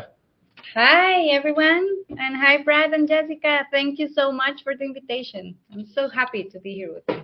Excellent. Well, we're excited for the information you have to share. I'm going to drop into the background. I'm going to let the two of you have a little conversation. And I will be back in about 10 minutes. Sounds great. Thanks, Brad. See you. So this is like fun times, Caro. I get to hand over the baton to somebody else, right? So we had the privilege and honor to host the International Championships last August in San Diego. And now we're handing it off to your team. If you will, let's share the news. Let's tell them where the finals for the International Championship will be this year. Of course, Jessica. Yes, we're so excited about that because for the first time, we are going to receive you all here in Latin America, specifically in Chile. So I hope that you know a little bit about the country. If you're not, don't you worry. I can tell you a little bit. If you have to happen to have some friends from Latin America, and you know that we are so kind of special folks, you know, we like to share, to have fun, to party. And in our Latin American countries, we have a lot to share about the culture, about the traditions, and of course, about technology and cybersecurity. So this year, we are so glad to be hosting the ICC in South America, in Chile, as I mentioned, in Santiago, the city, the main city of Chile. Chile has a really good developed cybersecurity ecosystem, so you will be impressed by the companies, the academia, the city itself. You will enjoy a beautiful landscape.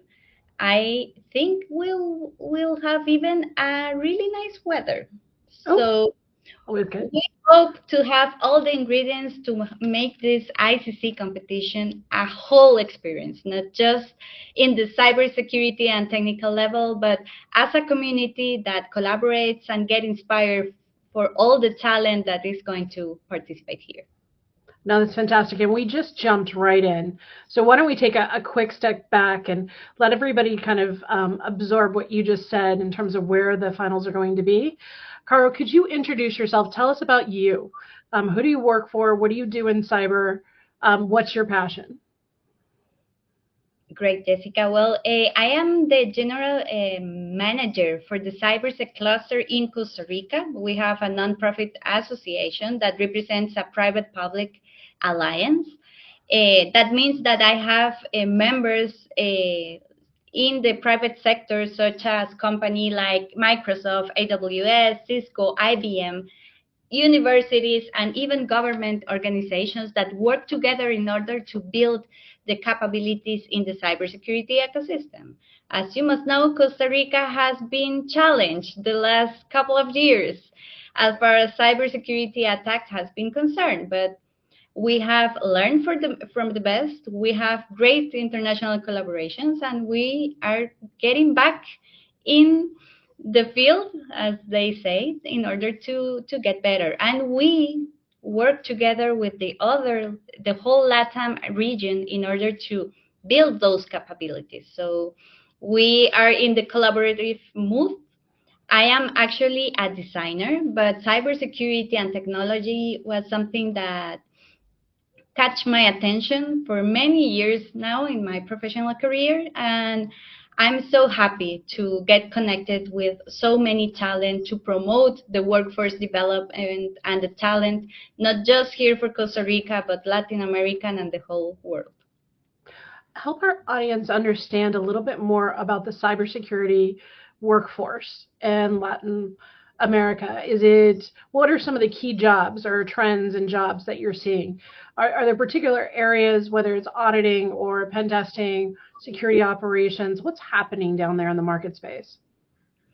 Well, as the same in the whole world, we are being challenged by the lack of many talent in the different profiles of the workforce development.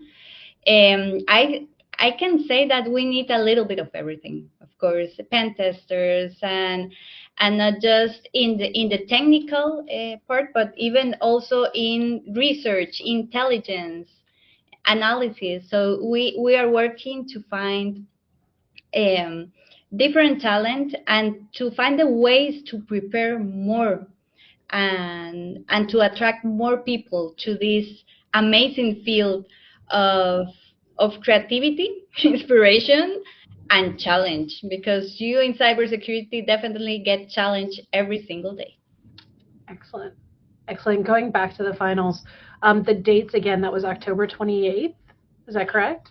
Yes, that's correct. That means that the ICC is going to be part of the cybersecurity month that we celebrate. So that's really important because we are closing the month with the ICC. So that will be really special for us. We're looking forward to it. For those in the audience that aren't aware, and I just kind of give you an idea, we bring something like 7 to 8 different teams to the host country, this time Chile, and each team brings, their 15, 17 players, coaches, supporters, in terms of directors and such, and we're there for the whole week. We have a day full of capture the flag, similar to today's event, and then we have another day dedicated to red versus blue. We have some fun in between with like some hardware challenges, escape rooms, things to those degrees, those kind of things. And then there's a lot of opportunity to party and to network.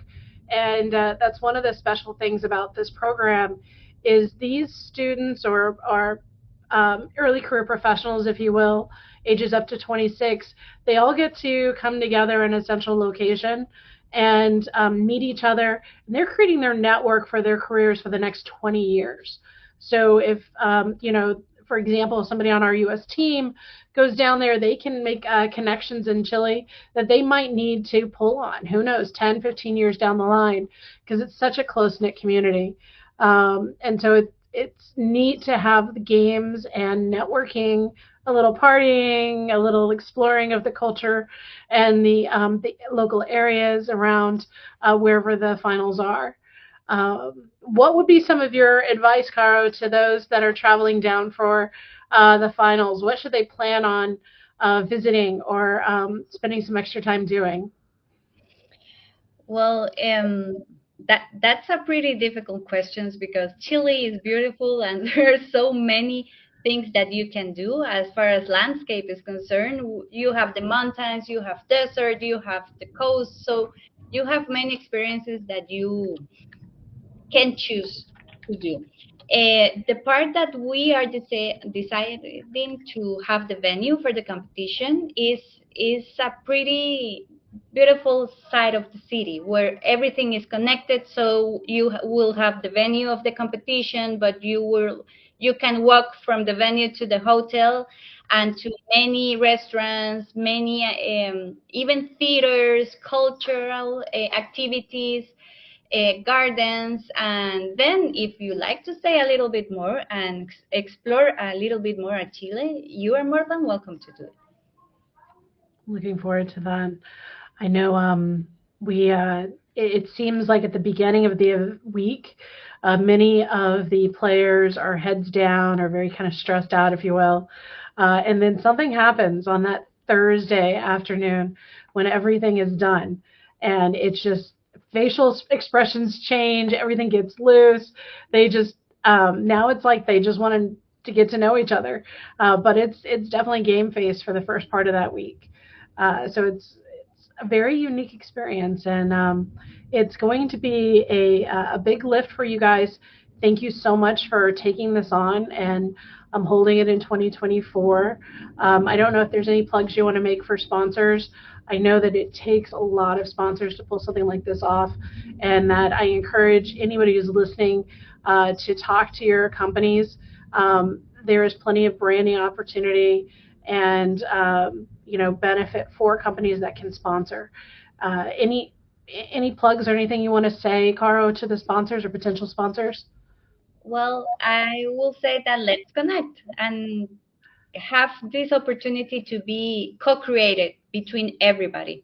This is an amazing experience once again that is not just about a competition. It's about inspiration. It's about collaboration. It's about to build this huge talented community that is working to protect and defend the world. So be part of it. And if you want to know a little bit more about the project, and not just the competition, but all that the different committees are making around the world, please let us know. And one other tip for Chile to get excited, Jessica, is that you are going to have a great gastronomy. You are going to eat delicious. And we will celebrate on Thursday with a really great wine. So I hope that everyone can join us and be part of this amazing experience. Why do I think when I hear wine, Brad's going to be joining us here very shortly? Oh, yes. Oh, I don't know if that's a compliment or what, but I am happy to vouch for Chile. I have spent several weeks exploring a beautiful country from, just as you mentioned, Caro, from beautiful Santiago, throughout all the vineyards, some of the deserts, and of course the coast. So you've got it all, and I cannot wait to be there. Yeah, I know. Wonderful. It's really amazing. So thank you so much once again to let us be part of this experience and be hosting the competition. We're looking forward to receive you all. We're thrilled to pass the baton, and as you all know, today's scrimmage and today's live stream is all kind of working towards this big international event. As Caro mentioned, it'll happen in late October, in Chile. So big round of applause to all of the folks from Latin America. I know there are, I think, 18 teams in today's competition representing Latin America, from Costa Rica, the Dominican Republic, from Argentina, from Brazil, from Chile, from Mexico, from Peru. So hats off to all of you for your hard work, for showing up, for contributing to all of our success. And we can't wait to join you in Chile in a few months.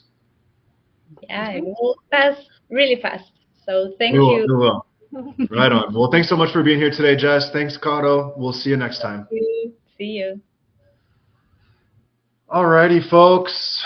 we are keeping up with our segment agenda, and next I would like to welcome Mr. Chris Issing. Chris is one of our U.S. Cyber Games former athletes, and I'm hoping Chris is back. There he is. Chris, what's going on, my friend? Good. Can you hear me? I can hear you. Yes, sir. Thanks for being here. Yeah, glad to be here. Taking some time out of your Saturday to contribute to our live stream and share with our audience a little bit about what life after competition is like. If you wouldn't mind, introduce yourself to the folks online. Sure. Yeah, I'm Chris Issing. I played season 1 of Cyber Games and had the opportunity to go to Greece and represent the team. Play mostly in binary exploitation and reverse engineering. So that's the kind of category that I am best at. And now I've returned to the team as a junior mentor, hopefully able to pass down some of my wisdom and just help the team grow. Right on. Now, Chris, you mentioned being part of the season 1 team, been around since the beginning. You watched this program grow, not just in terms of the number of athletes participating, but in terms of the coaching staff, in terms of some of the training that gets planned and things like that. Talk to me a little bit about where you like to see this all head and what you think is moving in the right direction. Well, it's great. It's going in a great direction right now. Just seeing a lot more engagement, especially with some high-skilled players that are now more aware of what we're doing here. So it's great to see more people engaged. The skill level is just increased tremendously. I don't think I would make the team now this season. It's just incredible how skilled they are. So I like to see that move forward. And I try as best as I can to guide them with my past experience, although the talent this team has now is incredible.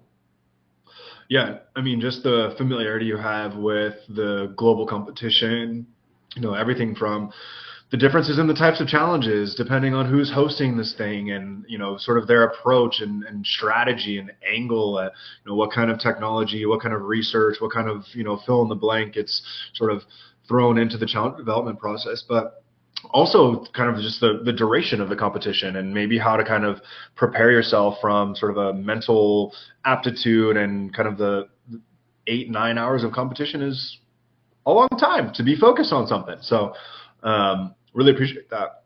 Chris, what are you doing these days? What's life after US Cyber Games like? So I'm currently working at Battelle, which is a nonprofit government contractor doing reverse engineering and vulnerability research. So the type of challenges that I do in the CTFs for the US Cyber Games directly relates to what I'm doing at work, which is awesome. I basically get to continue CTFing, but professionally. That's so cool, and that was kind of where I was going with the next question in terms of cyber competitions. I know US Cyber Games is not your first rodeo. You've been kind of in this world for a long, long time, competing all over the place in various capture the flag competitions and others. Talk to me a little bit about, why cybersecurity competitions are a great place to kind of hone skills or develop new ones or network. What do you get out of these things? Yeah, so the competition is a great way to motivate me. I just enjoy being on top of the leaderboard, and when I'm not, I grind as much as I can to get back up on the leaderboards. So the competition aspect is great. These challenges, they take real world problems and they simplify it into something that can be solved in just a couple of hours. So the feeling of being able to successfully solve a challenge definitely feels really good, especially when when I work on these real world problems that take months, years to actually accomplish. You can get that same feeling of gratification in these CTF challenges in just a couple hours. So those are two big reasons why I just love the CTF atmosphere. Also, the community is great. Everybody is just so welcoming and trying to push other people to learn the best. So everybody is always reaching out to provide their tips and techniques. So cool. When we're talking about cybersecurity competitions, specifically for beginners, maybe, is there one or two, or maybe even it's not a cyber competition, maybe it's a podcast or a blog or, you know, some other kind of resource. What is a piece of advice or a resource that you would recommend to somebody that's maybe just getting started in cyber? Sure, yeah, just getting started in cyber, I would definitely recommend Pico CTF. That was my first CTF I did over 10 years ago, and that is just an incredible introduction to the gamification of cybersecurity. So they actually have in the past made little video games that walk you through these CTF challenges. So that's Pico CTF is definitely what I recommend everybody.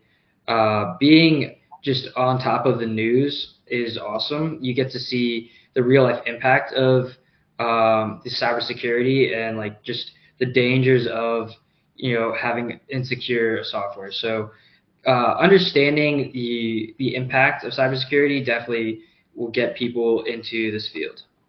Yeah, I couldn't agree more. And that's, you know, one of the reasons why we do host these live streams and have folks like yourselves on talking about how your experience in capture the flag competitions or red versus blue competitions, whatever the format is, you know, the relevancy of the challenges as they relate to the day-to-day. And what does this mean for me as, you know, Brad walking down the street, going to the grocery store, wanting to pay with Apple Pay? You know, like how do these kinds of challenges, how do these sort of vulnerabilities impact my day-to-day life? And, you know, we see the news articles, it's Equifax, it's Microsoft, it's, you know, so-and-so getting breached and, you know, recovering and paying out hundreds of millions of dollars and whatnot.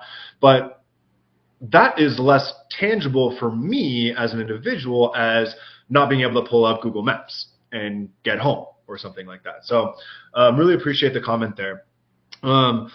You talked a little bit about that PON reverse engineering kind of being your sweet spot. Do you have a challenge that you've seen in the past that you remember that just kind of stands out and you're like, wow, this was such a cool challenge, or like, I still think about this challenge, I couldn't solve it?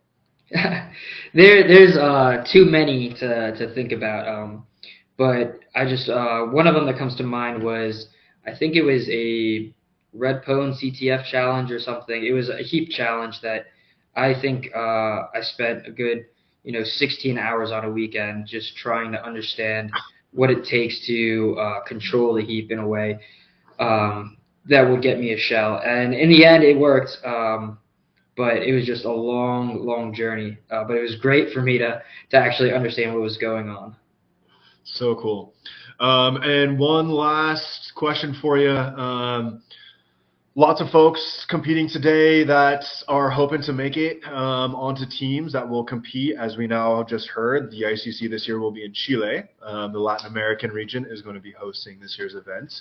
Do you have a piece of advice for somebody that might be headed to the ICC in terms of preparing, or what they should do, what they should look for, how they should make sure that they're ready to go?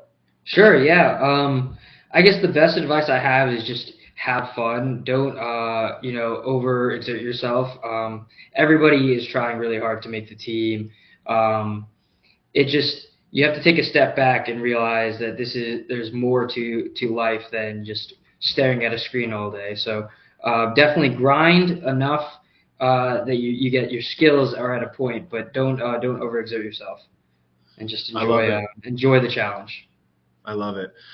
Chris, it's always a pleasure. Thank you so much for all you do for the U.S. Cyber Games program. I know many of the athletes on the team today look up to you and use you as a resource for all of their learning and development. So appreciate your support there. Appreciate you being on a live stream today, taking some time out of your Saturday. Best of luck to you, and we will be in touch, my friend. Thanks for having me, Brad. Yeah, absolutely. Take care. All right, folks, if my clock is accurate, I think we have 5 minutes left in today's competition. So I'm hoping I might get a screen share of the scoreboard. Let's see where we're at here. And I'm assuming this is up to date. We're still sitting at Team Serbia in first place, 22 flags.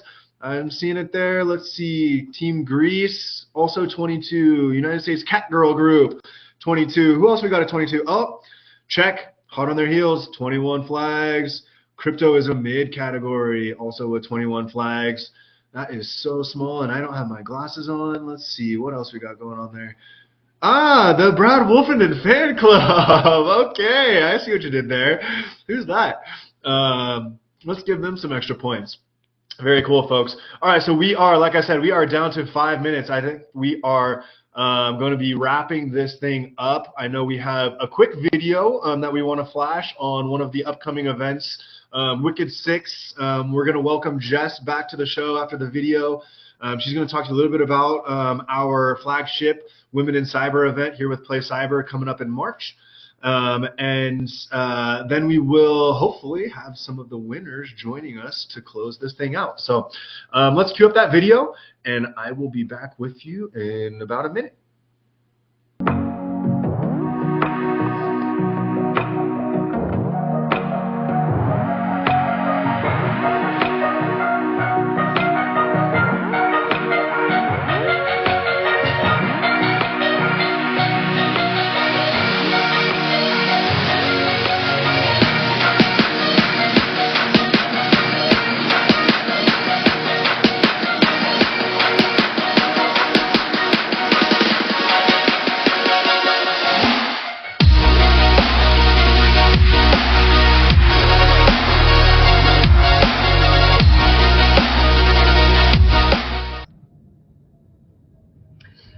Hey there. Folks, welcome back, Jess, Jennifer. Nice to see you here. Good afternoon. Hello. All right, I don't want to steal anyone's thunder. I'm here to be a cheerleader. Wicked 6 is your baby. I want to hear from you exactly what we got going on in March. Excellent. Thanks, Brad, and thanks for letting us talk with the audience here. We are so excited. You know, looking across the world, really, we all have a shared challenge, and that is diversifying cybersecurity community. We need more women to get into cybersecurity careers. And so what we've done with our partners, the Women's Society of Cyber Jiu-Jitsu, which is a 501c3, is came up with a program called Wicked 6. And actually, it's fun to see Brad hand it over to us, but Brad was there at the very first one in 2019 when we did it in Vegas. And then after the pandemic, it went virtual, and we loved having it virtual because it allowed us really to speak in different languages, to bring women in from around the world to talk about their cybersecurity expertise, as well as to play games. So if you're interested in learning or helping you spread the word about Wicked 6, please visit wicked6.com. Again, that is wicked6.com, and help spread the word to all the women that you know. This is all ages. It is all skill sets. It is a 24-hour hack and chat dedicated to women in cyber. We will have talks to listen to. We'll have Discord set up so the women can network and get to know each other. There'll be 6 games provided by various game providers, all listed on the website. You'll see HackTheBox again. You'll see US Cyber Range. You'll see the Women's Society of Cyber Jiu-Jitsu CTF. I think we have some others from returning from last year. Meta CTF, which we saw at the IC3. That was a big favorite last year. Who else, Jennifer, are we going to see there? Yeah, we've got Haiku and we've got Inspiratech, 2 fan favorites. So fantastic. And this would not be possible without Jennifer's hard work and Monzi. Call out to Monzi out there for getting it kick-started. But Jennifer's directing the Wicked 6, if you will, event program.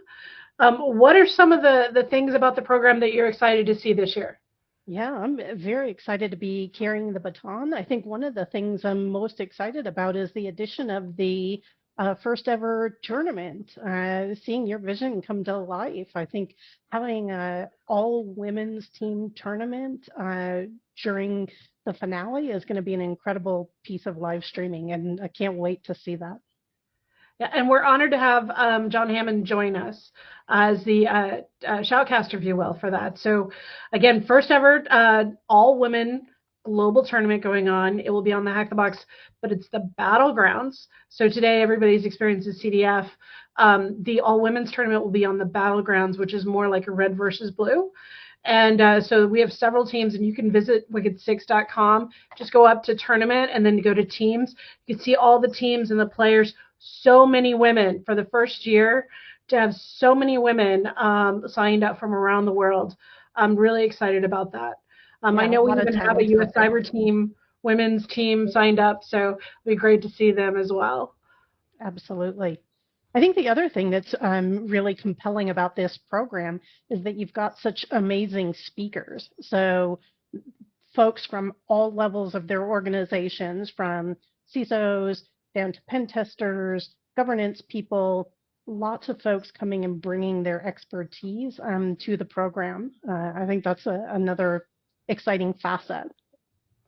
Absolutely. And we try to set it up so we start in the U.S., right, in English. We go counterclockwise going towards Asia, and we go around the world for 24 hours, focusing on various different regions and keynote speakers per those regions and experts talking. It's a very unique format. The last couple of years, though, Jen, what I was surprised at is we got so much feedback. This year we had to move it, right? It was typically like on a Wednesday, Thursday, yep. And we did the 24-hour because we wanted to showcase the various regions. The feedback from all the women was, no, move it towards the weekend so we can stay up all night, which I thought was crazy but wonderful. Yeah, absolutely. Yeah, it's hard to skip work when you want to like just get on the range and play, and not everybody wants to give you a day off for that. So I think this Friday night into Saturday is going to be especially effective and give folks an opportunity to get out with their gal pals, their colleagues, pull their teams together, and really have a great opportunity to have a good time, develop their skills, and just network, right? Meet other people that bring the same passion to the world that they do. I think what's warmed my heart about this event in particular has been the fact that, last year we had 1,500 women sign up to attend, of which about 20% had never played games before. And so they were just starting off. Some of them even won. They got on, they didn't have their team members, but they got on, they met some women. They said, hey, let's, get a 3 or 4 person team going. And they worked all night long to win. And that was very inspiring. I remember seeing all the LinkedIn posts afterwards about how, hey, look at this. Who knew I could do this? Yes, all the badge posts. What's better than that? See all the new badges get flashed up on social media, and like you said, new write-ups, everything coming out of it. Very exciting stuff. Yeah. And I remember hearing some of the dialogue. Everybody was sharing like what their favorite books are. Where did they get trained? Should they get certification? Should they get, their degree? Should they go for a PhD? How do they switch over? All these questions were coming out.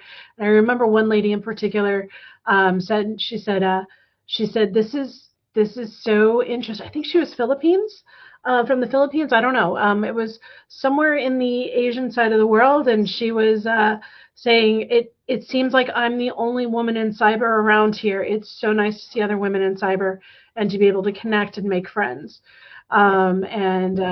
Just the whole vibe was very different than your normal con. And I think that's because it has the intimacy of being from your home in many ways, and it goes for 24 hours, and you're just right there and able to just start chatting and making friends.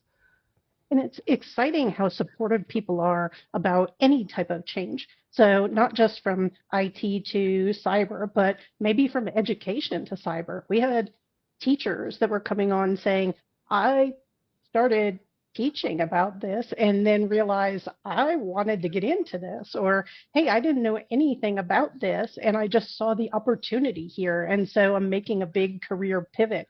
And that was exciting. These are people that weren't, doing this at 22, 23, coming out of university. These are folks that are advanced in their careers and recognizing, wow, what an amazing space.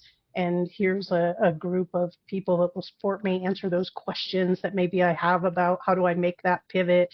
What do I do to have success if I want to make that kind of a change? So I think that's another neat part about that community that develops around the event.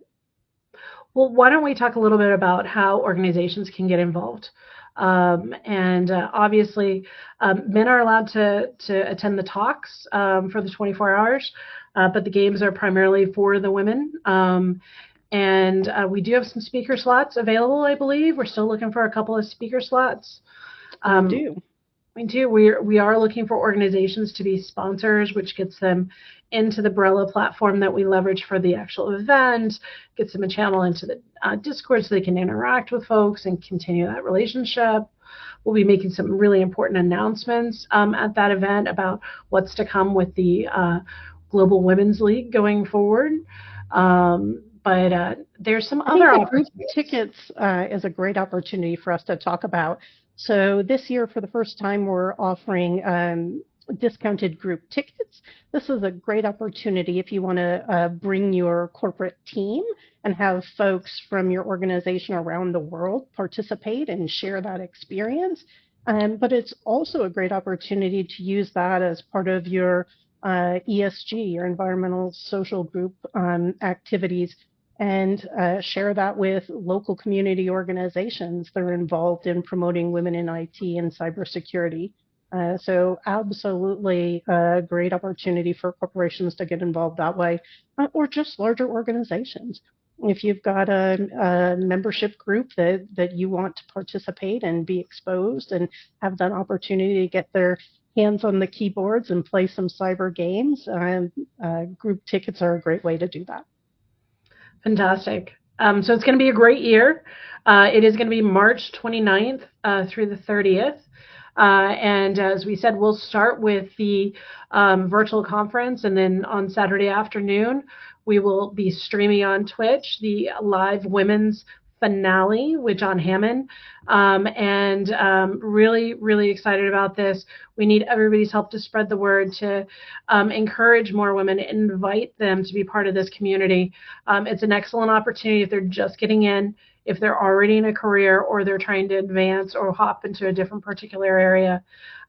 Cyber games are key as a lifelong learning skill, not just for college students. Thank you, Jennifer, for all of your work and for the team's work on making this happen, this important event. Thank you to the Women's Society of Cyber Jitsu for partnering with us, and also to some of our recent sponsors that are coming on board. Big shout out to Google. We really appreciate your support. And with that, why don't we bring Brad back on? I think he has some winners to do some introductions, huh? I do. But before I bring them in, round of applause, Jess, you and Jennifer and the PlayCyber team doing such a phenomenal job, really kind of reimagining the Wicked Six program and creating so many opportunities for women and girls in cybersecurity. And I think we heard from Tomas earlier today on the live stream about how important kind of bringing in diverse backgrounds, diverse mindsets, diversity period into this field is going to be critical, not just to close the workforce gap, but to continue to improve postures and keep up with all of the evolving threats out there. So hats off to you all. I can't wait for it. I know March is going to be here pretty quick. And one last plug, if you're not already signed up to attend the talks, there's some phenomenal names on the lineup. So can't wait to see some of you then. Excellent. Thanks, Brad. Thank you. All right, folks, this may be the moment you all have been waiting for. We have wrapped up, was it 8 hours of Capture the Flag today, and we have a few of our winners ready to join us. So when they are ready, excuse me, we will invite Team Slovenia, first place overall, to the stage. And joining Team Slovenia, we will have a few of the athletes from Team ECSC Greece 2024 and the United States Cat Girl Group. Those are our top 3 teams for today. Come on into the live stream whenever you're ready. I would love to have you. Have tons of questions. We have our first couple coming in here. Let's see. I see a Shiloh. I see a Caden. I see a Plus. I see a Jovan. Sandu, oh my gosh, Fisto, what's going on, friends? Please turn your video on if you don't have it on yet. Who's from Slovenia? Serbia, not Slovenia. Serbia, oh my gosh, Serbia. Serbia. Yeah, me and Sandu. Sandu, and is it Jovan? Jovan and Sandu, yes. Welcome to the party. What happened? You guys were like 17 challenges into this thing, like within 3 hours. I mean, we practice a lot, let's say. Okay. All right. You're not going to give us any secrets, huh? No, of course. All right. Did you all have a favorite challenge today? Not particularly. No? How about a favorite category? For me, it's Rev, but to be honest, today Revs were not so challenging. Okay, all right. And Sandu, how about you? Are you with us, Sandu? All right, let's jump to the Greeks. Hello. Plus, is that you? That is me. Hello, can you hear me? What's up? We can hear you. Yes, sir. Thanks for being here. Are you in Athens? Where are you at, my friend?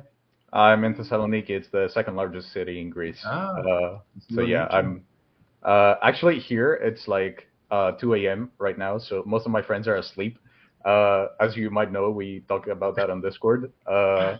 So it's also exam period for many people. So in fact, I wasn't even gonna play in this Capture the Flag. I was just going to see the challenges, but we saw that we had a lot of momentum, and we just pushed forward to get and secure that second place.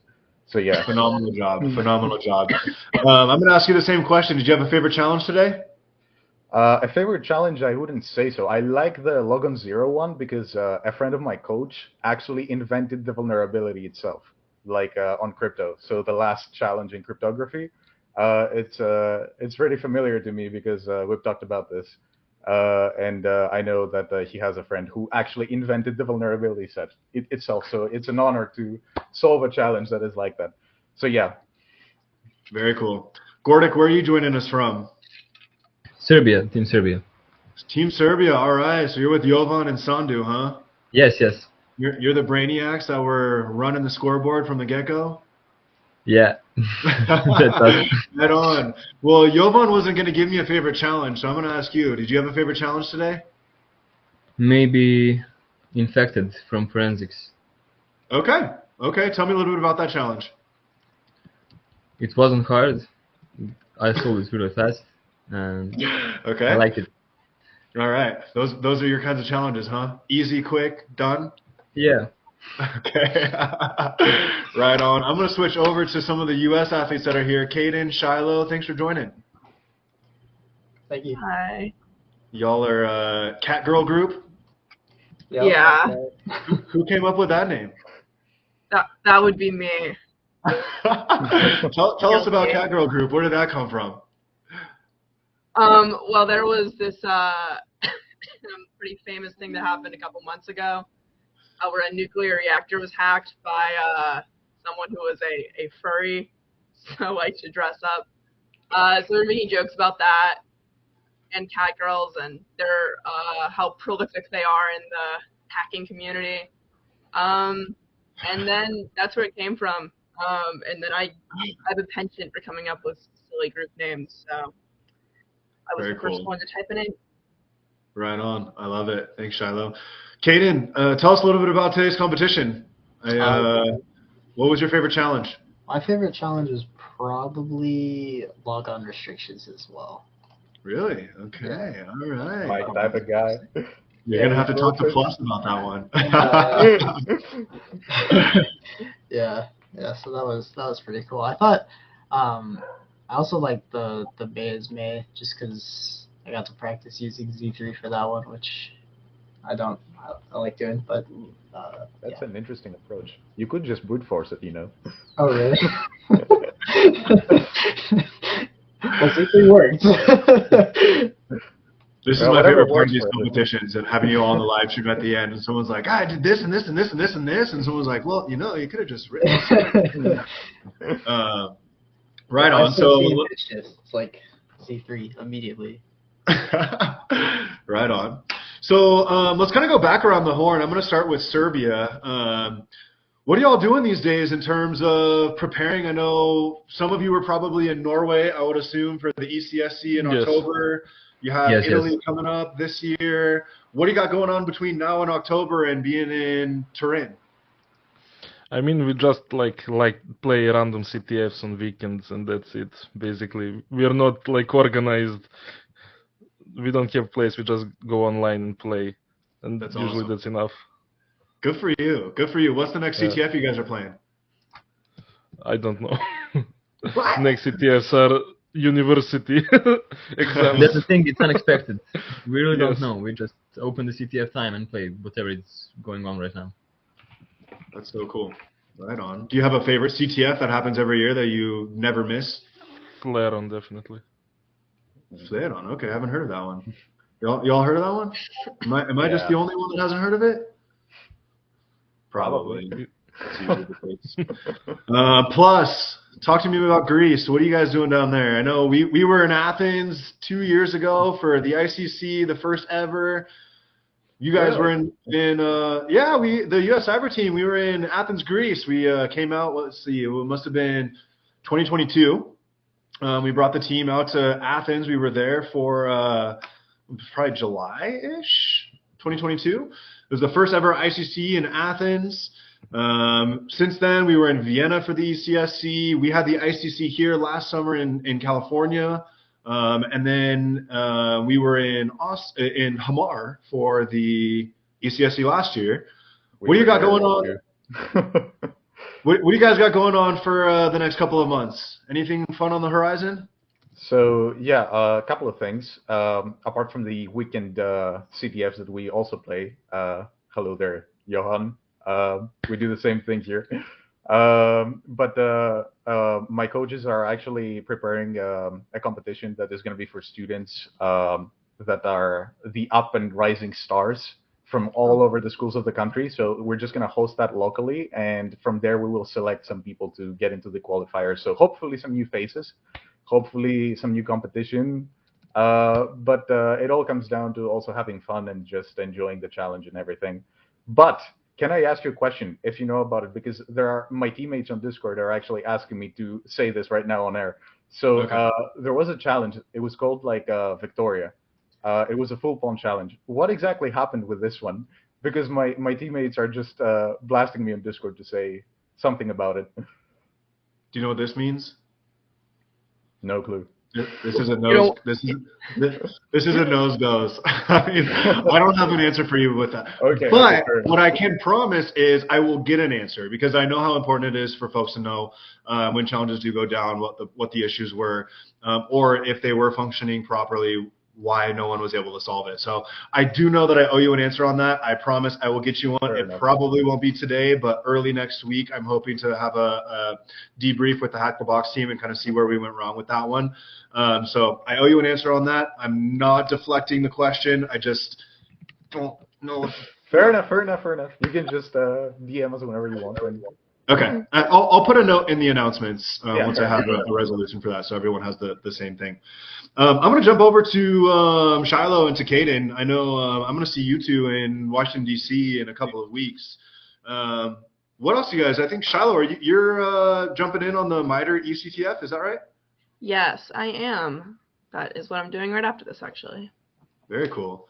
For those of you on the line that maybe don't know about the MITRE ECTF, Shiloh, do you want to share a little bit of information about it? Sure. Yeah. So if you don't know what MITRE is at all, it's a it's a really important cybersecurity research and stuff lab here. They do the MITRE attack framework, which is really helpful for blue teams and red teamers alike. But they're running this embedded systems CTF essentially, where they sent us these boards. I actually have them over there, but I don't want to get up. And essentially, it's the theme this year is going to be medical systems, and we have a design phase where we have to design secure embedded systems according to the requirements. And then once we finish that, we will go into the attack phase. So we'll actually act as the red teamers, the pen testers, the bad guys, and we'll actually be able to attack the other teams. Attempted little setups, and they'll come for ours too. So it's like a several month long thing, so it'll be super neat. We just started. Super cool. You'll have to keep us posted on that. And Caden, I'm going to jump over to you. I know you've done a little bit of work with Shellfish. I know I believe you're a student at ASU still? Yeah, that's correct. Cool. What do you got going on over the next couple of months? You got anything fun in the pipeline? I mean, mostly just practicing, I guess, just playing like CTFs, either with you guys or with Shellfish or wherever. I wanted to do the ECTF thing, but I didn't think I had time. I wouldn't be able to like commit to it. So, yeah. Fair. All right, well, before I let you go, I have to know what everyone's favorite treat to celebrate a CTF win is. You all have a favorite candy or soda or drink? Oh, what is that? What is that? Jovan, is that a beer? You're muted. What is it? Yeah, it's some local beer. Nice. Cool Okay, logo. there we go. Yeah. All right. I see Shiloh's got some Nutella. Can't go wrong with Nutella. I'm gonna go with a good old water here. The best drink by far, I believe, and the most healthy option. I'm shocked that a Greek is telling me they celebrate with water. Yeah. Just kidding. What's your favorite island? My favorite island? Okay, that would be Crete because I got a lot of friends from there. Okay. All right. So Caden and Plus are going with water. Jovan is going with local beer. Shiloh's going with Nutella. Gordic, what's your celebratory treat? Some candies. Chocolate or sour or what? Sour. Okay. Or gummy. Okay. All right. I dig it. Sando, Fisto, I'm sad I couldn't see you, but know that we're very proud of the work that you guys did today. Hats off to everyone that participated in the CTF. I appreciate all the wonderful sportsmanship. I know there were a couple of challenges that were a little bit frustrating. Some of them didn't get rolled out as exactly intended. So thank you for your patience. Thank you for your wonderful, like I said, sportsmanship and respect. We really enjoyed hosting you all for this event, and we can't wait to see some of you in some of the future events. Italy, I hope. Hopefully Italy. Thank you for organizing. Yes. Yeah, absolutely. Y'all have a wonderful rest of your day, and thanks for joining us tonight. Yeah. Awesome. Bye. Cheers. Congratulations, everybody. Thank you. Alrighty, folks. Well, that is a wrap. Congratulations. I cannot believe I said Slovenia. I'm so sorry to those from Serbia. Team Serbia is our grand champions today. So hats off to the athletes coming to our competition from Serbia. Staying up late, answering all the challenges. They did a phenomenal job, followed closely by ECSC Team Greece 2024. Phenomenal effort. Third place secured by the United States Cat Girl Group and all of our athletes. Phenomenal work today. Thank you for your respect. Thank you for your participation. Thank you for your sportsmanship and your camaraderie. I love seeing all of the chatter in Discord. I love seeing everyone coming together from across the globe to compete in these things with similar kind of goals, similar skill sets, similar objectives in terms of getting to know each other, improving their skills, and having some fun. I think we heard it from Chris Issing, one of our Season 1 athletes that joined the live stream earlier. His number one piece of advice is just have some fun. Grind, but have some fun. With that, I'm Brad Wolfenden. I appreciate you joining us today on the live stream. I think we're going to kill it and have a wonderful rest of your weekend. We'll see you in March for Wicked 6. Thanks, y'all. Have a wonderful rest of your weekend. Take care.